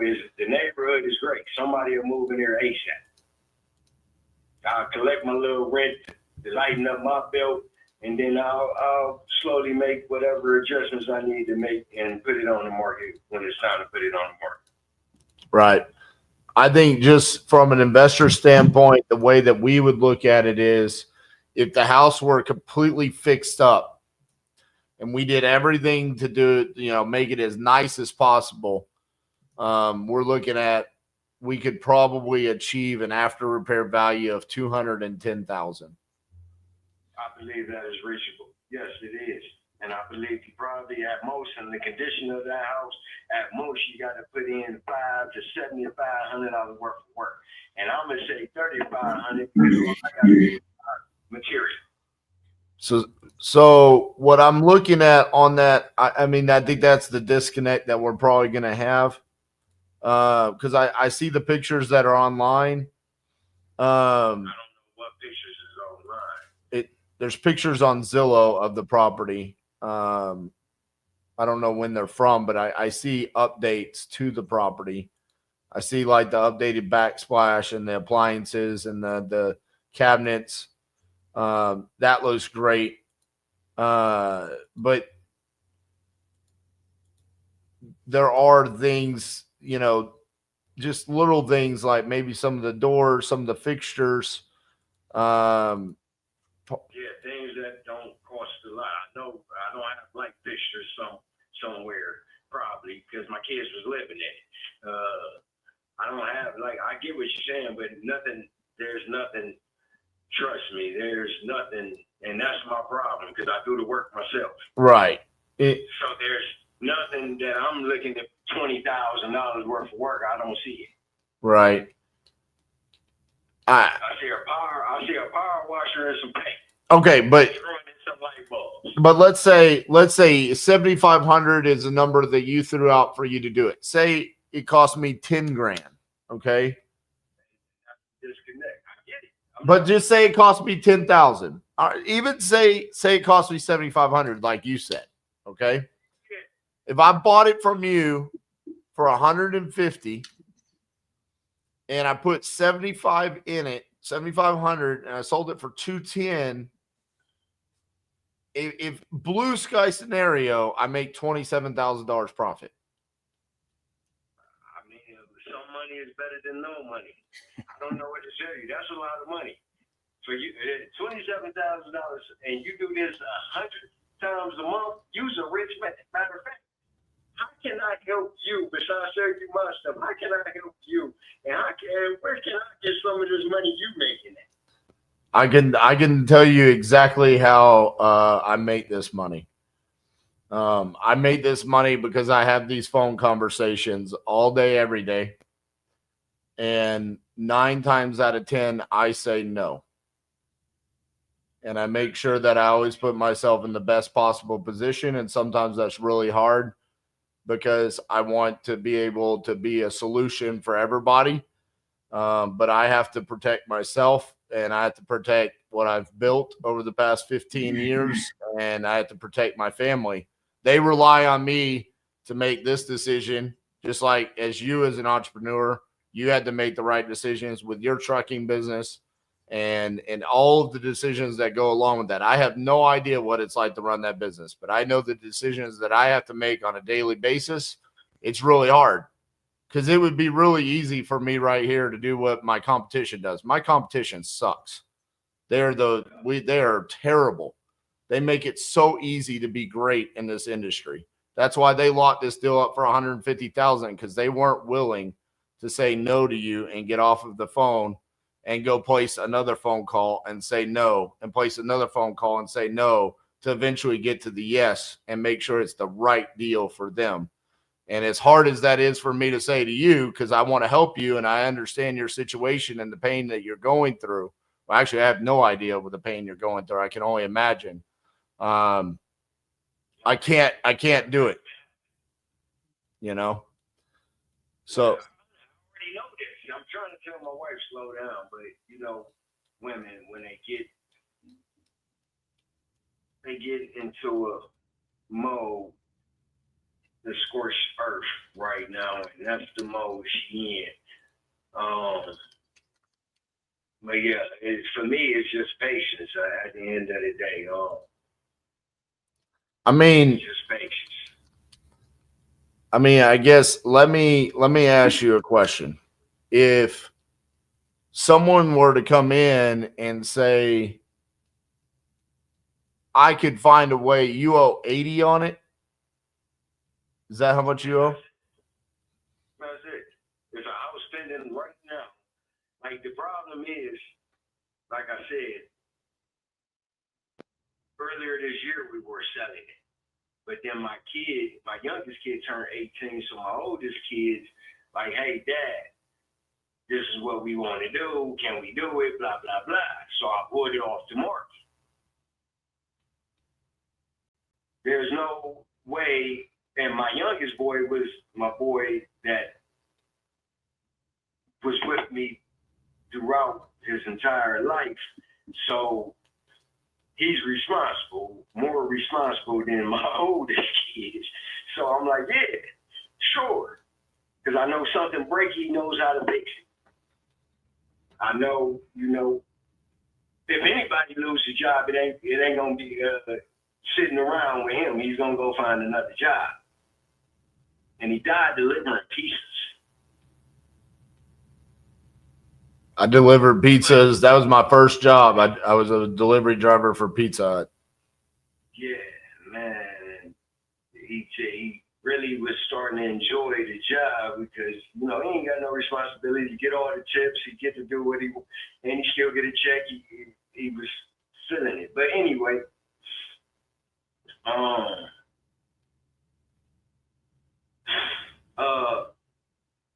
for me, that was good enough for me. The longer we kept it, the more equity I gained in it. It doesn't make me no difference. It goes from when we brought it, where we brought it at, to getting 20,000, 40,000, 60,000, 80,000. A line of credit is sitting there. It's a credit card eventually in my life. So it's really getting rid of the memory and not having to deal with it with a tenant. But that's not that much significant to me. Like you said, at the end of the day, I have to make the right choices for my family. I still got 5 other kids to take care of. Let me ask you a question. Because fair to me, because at the end of the day, if I listed and I was to list it at 150, the end user, for me, my logic, the end user is more bound to do what it takes to close the deal, because the equity is all, he's buying equity when he's buying. So I know it's a good deal. It just might not be a good deal for an investor. And I understand that. My wife's logic and reasoning and education-wise, she don't get that. Okay, let me ask you a question real quick. If right now no investor is able to give you 150, doesn't sound you're gonna list it with a realtor. I've been trying to get her to make the call to list it with the realtor. Well, you made the comment that you would just rent it out. You would get a tenant in there and just rent it out. Is that the right now? That might be a. She got a couple people that then reached out to them. They got Section 8 vouchers. For how much? And entertain that. The Section 8, I think, covered like 75 to 85% of the rent. Okay. So he could rent for like $1,500 a month, right? I think more like close to 1,800. Okay, $1,800 a month. How much is your monthly payment? $800. What if someone were to give you the $70,000 but not in cash in payments? Would you do that? No, I'm not into financing things.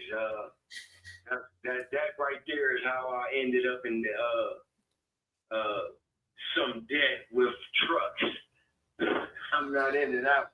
Brother, man, you're killing me. I'm trying to come up with solutions, but we're running out of ammo over here. I don't know that I can help you.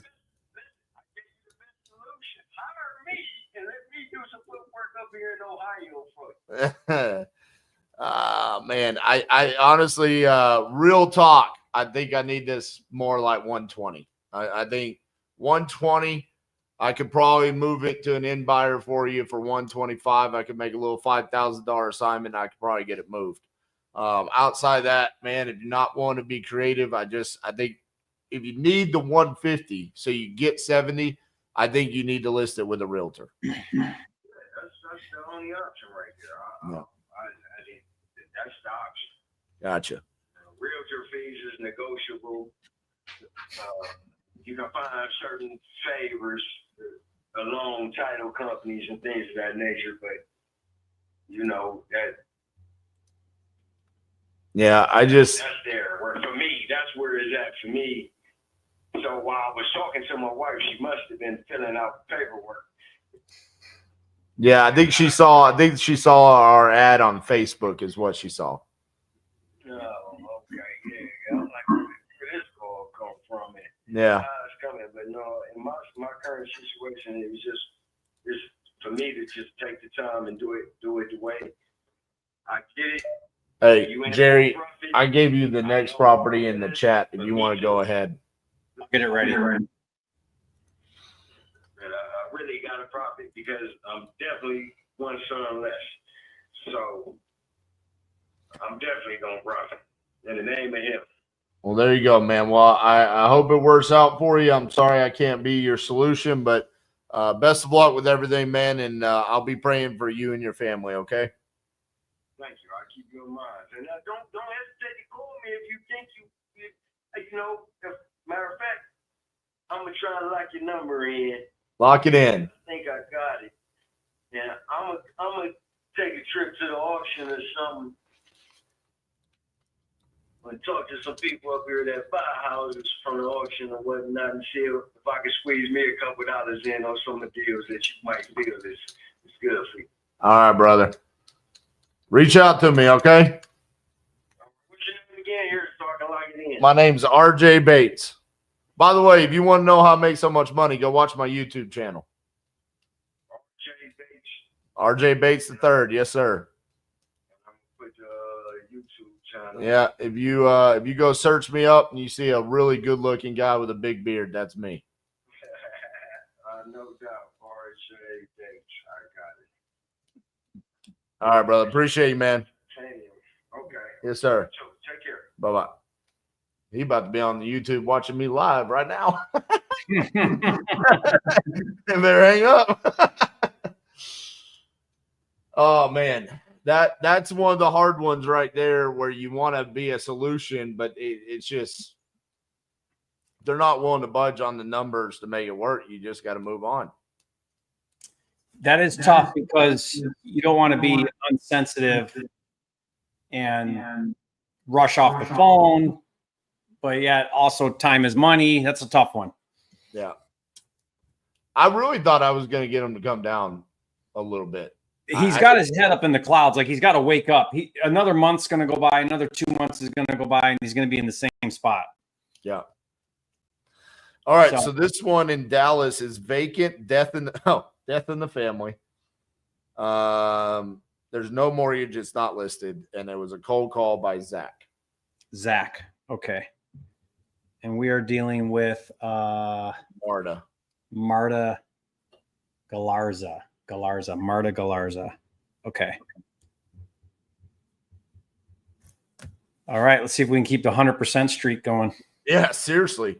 Speed Elite's going to love this, man. If we get an answer here.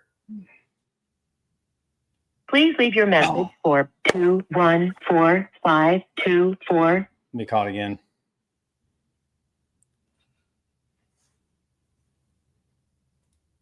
Please leave your message for 214. Why not 3? You got another one? Yeah, I do. Let me. Please leave your message. Actually, we haven't done this too many times today, so let's just go ahead. Let's bring the screen back. Go through the dot process. We've probably got new people in here since the beginning. Make a decision. LA, financial reasons. I was fully renovated though in a condominium. Those are no-goes for me. What about you? Yeah. Selling a vacant, non-occupied house. Up to date on the mortgage. Kind of small little city in Pennsylvania though. Mm-hmm. There a specific location you would want? No.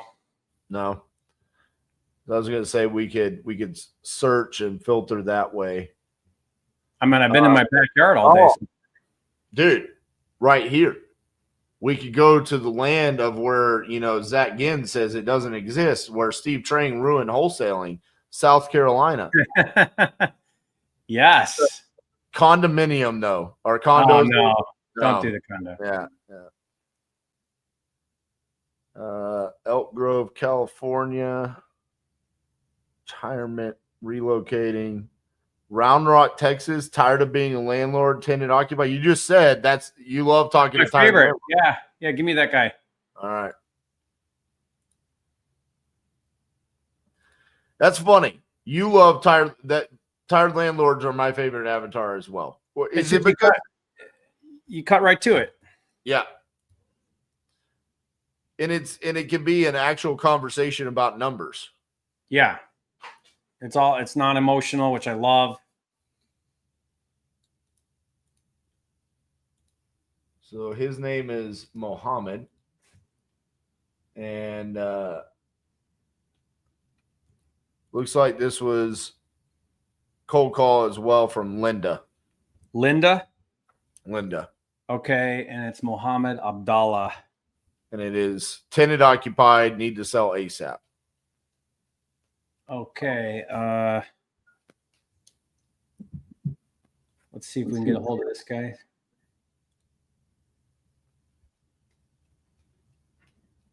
Okay. Let me see here. Let me grab this. Now I'll give him a call.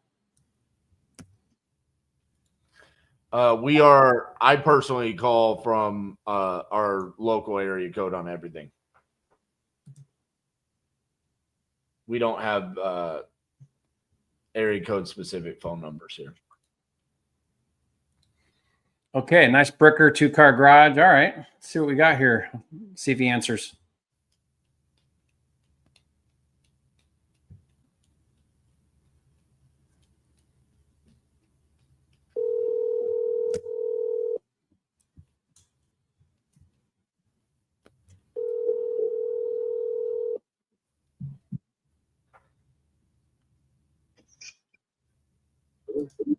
Yes, hello? Yes. Yes, can you hear me all right? Yes. Okay, I'm calling for Mohammed. This is Jerry Norton. I'm calling about your property. I think you want to sell on Rolling Hill. Is that right? No. No. Okay. Yeah, my associate Linda said she had a conversation with you about this property. Let me double check I got this right. Yes, it is that one. Yeah. Okay. Yeah, So- Rolling Hill in Round Rock, Texas. Yes. Okay, you own this property and you're looking to sell it, right? If the price is right, What's the price? Let's see if we can do it. the market price minus 10%. The market price minus 10%. And what are you That's it. looking at the market price as? Well, it's a 309 or 310. You can 300 look it up. 310 is the market price, or that's your number? No. It's the market price. You think the market price is 310? Okay. It's not the thinking. It is. And what's making you say that? I'm just looking now, but help me follow you. I saw it. I know, but where are you getting your numbers? Like how do you do your, I saw that about maybe a couple of months ago. 310. okay, like the Zillow number? I forgot which site I've seen. Okay. Okay. Well, then let me just take a look here and see if that works for me. Okay. Stay with me here. And my notes say that you're getting out of the rental business, looking to retire, but this is occupied, correct? It's occupied right now.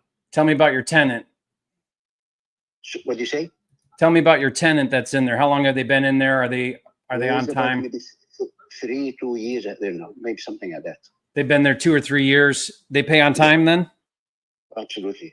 I have a management company. Take care of it. Okay. And let me just double check here. Is this a 3-bedroom?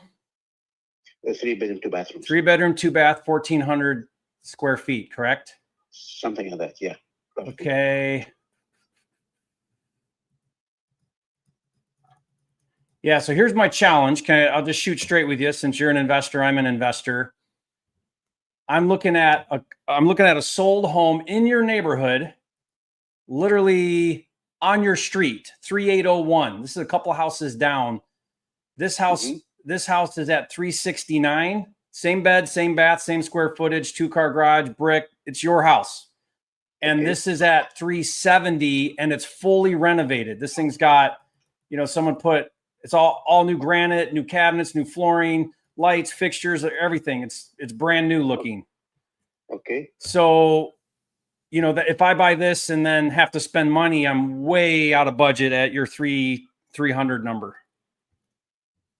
Or whatever you're at. You said 10%, right? Is that what you told me? Yeah. What is your number? Let me tell you that then. So you're at 280 at with the 10% discount. Yeah, roughly. Okay, let me tell you my number and let's see if we can get something done. How long is that lease in there for? I think in a month or two. I think month to month, if I'm not mistaken. I think so. Okay, so we'll want to verify that, but let's assume that it's month to month. That tenant could come, that they could come out when the month's up. I could get in there and do my thing, right? Not months, maybe in 2 months. I'm not really Okay. sure. Yeah, but it's soon. That's the point, right? Yeah, I mean 2-3 months max. Mm-hmm. Yeah. And tell me about the condition. That tenant's been in there a while, so it's going to need a lot of work, right?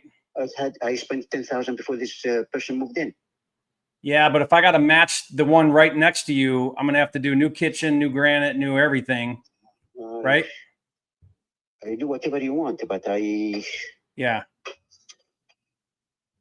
So you're at 280. I need to be at 230, and I can get it done. Cash, close when you want. You know what? I have to think about it because I'm traveling very soon to Europe. To Europe? Yeah. So for me, well, imagine going with a check. Imagine going with some cash in your pocket when you go to Europe. You might not come back. No, I have to think about it. Think about coming back or think about my offer? No, I'm going to Europe for a vacation. Oh, gotcha. Now, you said you're retiring. Do you have other properties you're looking to sell as well? What you say? Do you have other properties you want to sell? I'm living in California. This is the only reason I'm living in California. Oh, so that's not fun to manage this long distance. No, that's why I have a management company. That's the only reason I'm selling this house. Otherwise, I would never sell it. Do you have other properties, though? They're giving me good rent. I'm getting good rent out of it. What's your rent on it? It's about 18. It's going to be 2,000 when they renew. You're getting 1,800 a month? Yeah, and it's going to be renewed for 2,000. You're going to renew it for 2,000. Okay. Absolutely. Yeah. Okay. Well, let me think about this. You got, I guess I'm thinking flip, right? But if I keep the tenant in there, yeah, I could probably come up off that 230 number a little bit, but I'm going to need to be in that range. I could probably do 240. Call me, I don't know, maybe I have to leave the house now. Can you call me maybe tomorrow morning? Yeah, but what's going to change between now and tomorrow morning? I mean, here's the thing. I'm leaving the house right now. Right, I know, but bring your phone with you, right? I mean, here's the thing, Mohammed. I have to think about it. Okay. I really have to think about it. And what is it you have to think about, just so I'm on the same page? The price. The only thing I'm thinking about right now. Okay. The price. Should I take this price or not? I'm going to look at the internet and everything, how much this house is for. Yeah. Yeah, I can get it done at 240, but I don't know if I'll have 240 tomorrow. You know what I mean? Like we do calls, we buy houses. When the money's out, it's out, and then we try to go get more money and buy again. So I just don't want you to miss the window since we're ready to go. That's all. It's okay. It's okay. Okay. Well, then let's talk tomorrow and let's see if we can wrap this up. Okay, thanks. All right. Thank you, sir. Bye. Bye. Dude, you're having some rough luck on the calls with the whole line. I'll get back to you. All three of mine are like, ugh. I know. They're like literally Like, like these are all great follow-ups. Like, I don't know. I'm feeling good about all three of my live calls though. Like, meaning, yeah, they're not done. They're not, it's not a no. yeah. And so this is hilarious. I mean, there were 5 calls in, right? Great conversation, great follow-up. Yeah. Close 2 contracts. Yeah. Great conversation, follow-up. Not a close, dead deal. Made offer, wasn't going to fit. We're 30 grand apart. And then next call, great conversation, follow-up. So if we were an acquisitions manager right now, yeah, we've literally placed 6 dials, 5 connects, 3 follow-ups, and 2 contracts. Yeah, that's great. You know, honestly, RJ, like you couldn't ask for a better 2 hours on the phones. And everybody watching this and listening to this, I mean, huge takeaways on all of this. I mean, you and I could talk about what we just did for another hour. But I want you guys to really notice there, like my call was very much like your call, RJ, where it was the retiring landlord. It's like, boom, boom, straight to the point. Here's my number. No, you know, like with retired landlords, I don't have an ounce of empathy. I mean, I'm generalizing there, but you know, you don't need empathy. Right. It's either does it work or does it not work? And yeah, Yeah. Also, we kept a perfect streak there, even when you tried to crack a joke, just zero response whatsoever. I was dying laughing. I'm like, geez, man, just it's not working today. Great stuff. I want to place another call. If you don't want to stay, I know I'll it's stay. late. Okay, all right. I've got a lead here in Tucson, and I bought this one because it says it's land, but I don't think it's land. And also, it's in Tucson. That's a tough market. I really want to see how this conversation goes, because it doesn't really have a lot of information as to why they're looking to sell. So this is one of those that normally I would ignore. I just kind of want to take a swing at it, see how this goes. Good.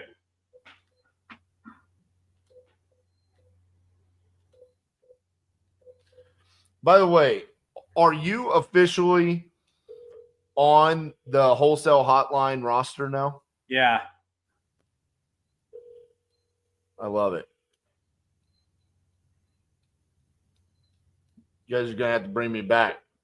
You want to come back on? I'll tell the guys. Is Jack there? This is Jack. Hey, Jack. Sorry about that. I was calling about your property there in Tucson. Looked like you talked to Gwen earlier about selling that property. Is that correct? I get calls, several of them a day. I don't know which one it was. Oh, okay. Gotcha. Well, let's make mine be the last one. How much you want for it? Which property? The one on Sandero View Court, 11451. Yeah, I sell it for, let's see, 97. 97. How many other properties you got to sell me? Because you said which one? I'm not much in the mood of selling right now. I'm more buying. Oh, well, I might have to sell you some then. Pardon me? Where all do you buy? But this around Arizona. Gotcha. All right, let's see here. So this one, you're 97,000. Is it tenant occupied, vacant? What's going on with it? The vacant land. Oh, vacant land. You want to sell or finance it to me? Do I want to finance it? Yeah, sell or finance. I love buying land and collecting it, but I like it when sellers finance it to me. Yeah, sure. I like that. I'll sell it to you 20% down, 8%, 20 years. Let's see what that does. Punch it in my mortgage. With a 12-year stop. All right. Let's see here. You want 20% down, 8% interest at 20 years. What does that put me at? $649 a month. Yes, and I want it in a collection, and you pay for the collection fees. Like it. Taxes to be also impounded. Right. Sounds like you've done this a time or two before. I buy and sell land for a living. Oh man, I just started collecting in other states. I'm based out of Texas. I've got like 15 acres up in Colorado. I don't have any in Arizona yet, but it would be definitely on my radar to get there as soon as possible. I mean, you know more about this than I do. What would I be able to build on there, or is there a play there long term? Well, it's got a septic tank and water to it, and there's electric's about 300 feet away. It's an area that's kind of mixed. There's a lot of double wides there and a few houses scattered. The proposed I-11 Panamex highway that's supposed to go from Mexico to Canada that they've already started on. Mm-hmm. It's supposed to go, I think it's about 1.5 to 2 miles to the west of there. Other than that, Tucson is growing. It's right on the edge of the growth, and there's a lot of big subdivisions moving towards it. They're within, I don't know, a couple miles away or something like that. Right. So you think over the next You know, if I held on to it for like 5 to 10 years, those subdivisions are going to come out to me pretty quickly. Yeah, there's stuff happening around there. The city of Tucson, all of their collection lakes are all just to the west of there. They do this, they have Colorado River water, which they recharge the aquifer, and that's how Tucson gets its water. And all their lakes are real close to there. And so, I don't know, it has a lot of potential. But I don't know. I would sell it. I'm not that hot to try to sell it, but you know. I can tell. 97 seems a little high. I mean, you got 20 acres around the corner for sale right now for 98. And I got 5 acres for 80, 4 acres for 28. That's a foreclosure. So I had 97. That's just like a high number for you. You'd be like, hey, that's enough for me to do it. That's where you came up with that number. Yeah, I don't need the money. Yeah. So for a deal, I'm the wrong person. Yeah, gotcha. Well, man, you sound like the guy I would like to talk to and do business with. Unfortunately, I don't like the price, and the terms are, you know. I mean, the 20% down, I would be fine. The 8% interest, I don't know that I love that, you know. But really, the price more than anything is kind of the killer for me. You know, I could go get 20 acres around the corner for the same price. Well, I just sold an acre just up the street for 49 with the septic and everything on it. Yeah. On Theory Mountain Road, and I sold that with 20%, approximately 20% down at 8% interest. But you know, I primarily sell to users, not investors. Yeah, that makes sense. He's putting a mobile on it. So. Gotcha. All right, Jack. Well, I appreciate your time, man. And do you mind if I keep your number for Arizona land? And if I come across some, I can reach out to you if I want to sell it. Sure. Okay. Yeah. Well, yeah. Tucson. Okay. Well, yeah, I'll definitely I'll put you in my system on that side, and I appreciate your time tonight. Okay. Yeah, I go into Pinell County too, Oracle. I don't really like Phoenix too well. I don't know too much about it, so. Okay. All right. Thank you, Jack. All right. Bye. All right. Bye. Well, here's the feedback for me, Jerry. 2 hours and 2 minutes. Our intention was to go live for 2 hours, so we're right on time. Speed to lead is 6 for 7 on connection rate. I don't think I've ever done that before on any live. That's incredible. You're 3 for 3 on follow-ups.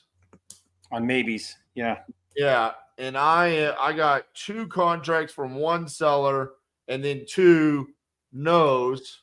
But that one right there, I mean, he sounds like he could be a legitimate good land buyer.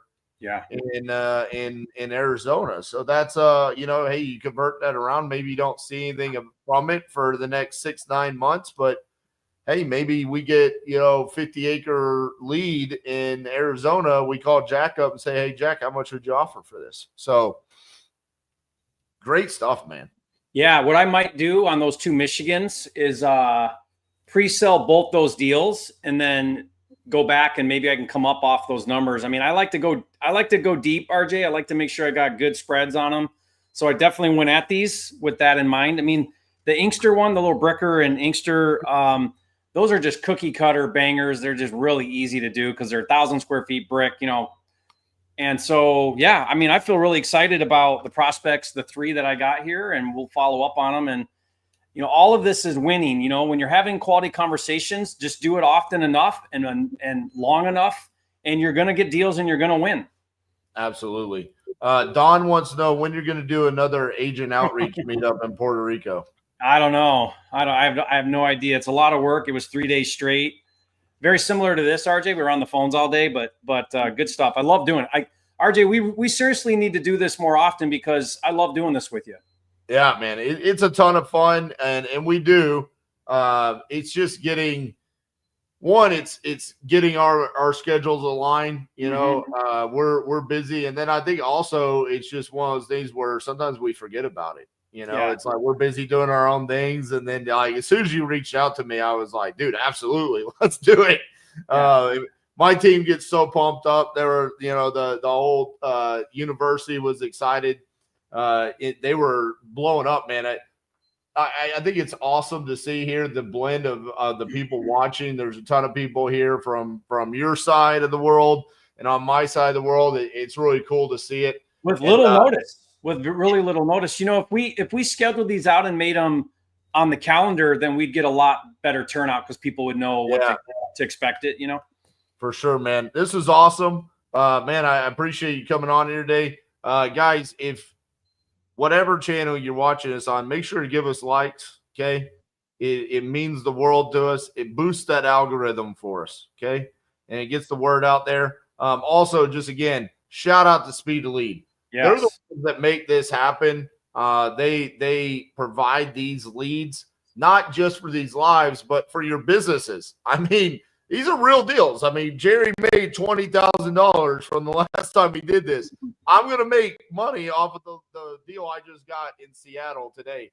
And, dude, think about the markets in which we were calling in, too. Yeah. I mean, Seattle, Dallas, Tucson. You had 2 in Detroit. What was the other one you called in? The other one was Texas, middle. I don't know where Texas. Oh, Round Rock. That's Austin. That's Austin, Okay. Texas. Okay. That's one of the craziest market. Dude, that Round Rock deal might be it. If you get that, that's for sure sold. I'll talk to you because it's a great brick two-car garage on the front. I mean, that thing's like a classic house that people want. Dude, do you remember the first time we went live? And remember that vacant land that I got in Texas? Were you doing seller and I was doing agent? Was it that one? Yes, that one. Okay. So I got vacant land in Texas, and it was inherited, and there were 6 brothers and sisters. Oh, yeah. And I got the sign on the live, and then I made Cassie go get the other 5 to sign off the live. We got it. Dude, we sold it. We were going to make a ton of money. And our buyer went out there, and they discovered that there was an Indian burial ground on the land, and it killed the deal. Oh, There was like, I can't even remember. It was some ridiculous number. I want to say 70 or it was like 30 or 70 like Indian burials on the ground. And it's like, you cannot touch that. Like there's a process you have to go through to get that removed. And I didn't know this is a thing. Have you ever heard of that as being a thing? no, I've never heard of that, but it makes sense. You know, they're going to want to probably like dig up the bones or something. Yes. It's like protected. Like you can actually go to like prison if you just ignore it. So our RJ, buyer, someday I'll tell you about my chopped off head story. Human head chopped off. Oh, no, you have told me about that. That shit's crazy. You have told me about that one. Yeah. The stuff we do, man. The stuff we do. Last thing I'll say is I got the most hilarious message the other night or a comment or something. Somewhere, someone communicated with me. Do you and Jerry have beef? And I was like, beef? Jerry?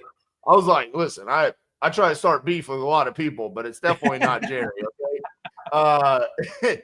Someone sent me a video to the one where you were being extremely facetious. And you closed the deal on the live, and it was basically where you were like, this business is so simple. You just do one deal, and then you go sell a program for that one. Well, in the video, you closed the deal that you made $20,000 with me sitting right next to you on this screen. Yeah. And so I guess somehow they thought we had beef because they thought you know why. I know why. I guess I didn't even think of people so what happened was I did this this like funny where I'm making fun of wholesale gurus. Right. But at the same time, I'm showing a deal. And so I cut to a clip and it's from our live. So you're on this. So they must have thought I was like making fun of you, which I wasn't. You were making fun of me, and I'm like, oh my gosh, you're the most real guy in this industry. You're the last one that I'm referencing. I was like, clearly we are not the ones with the beef because we're on a live stream together. If we had a beef, we wouldn't be doing a live stream together. So love it, brother. Appreciate you for doing this, guys. Thank you so much for the support. Make sure you go check out Speed to Lead. If you sign up today, use promo code Jerry or Titanium, and you get a free $100 drop into your account. All right, guys, we're out of here. We'll see y'all next time. We'll see you.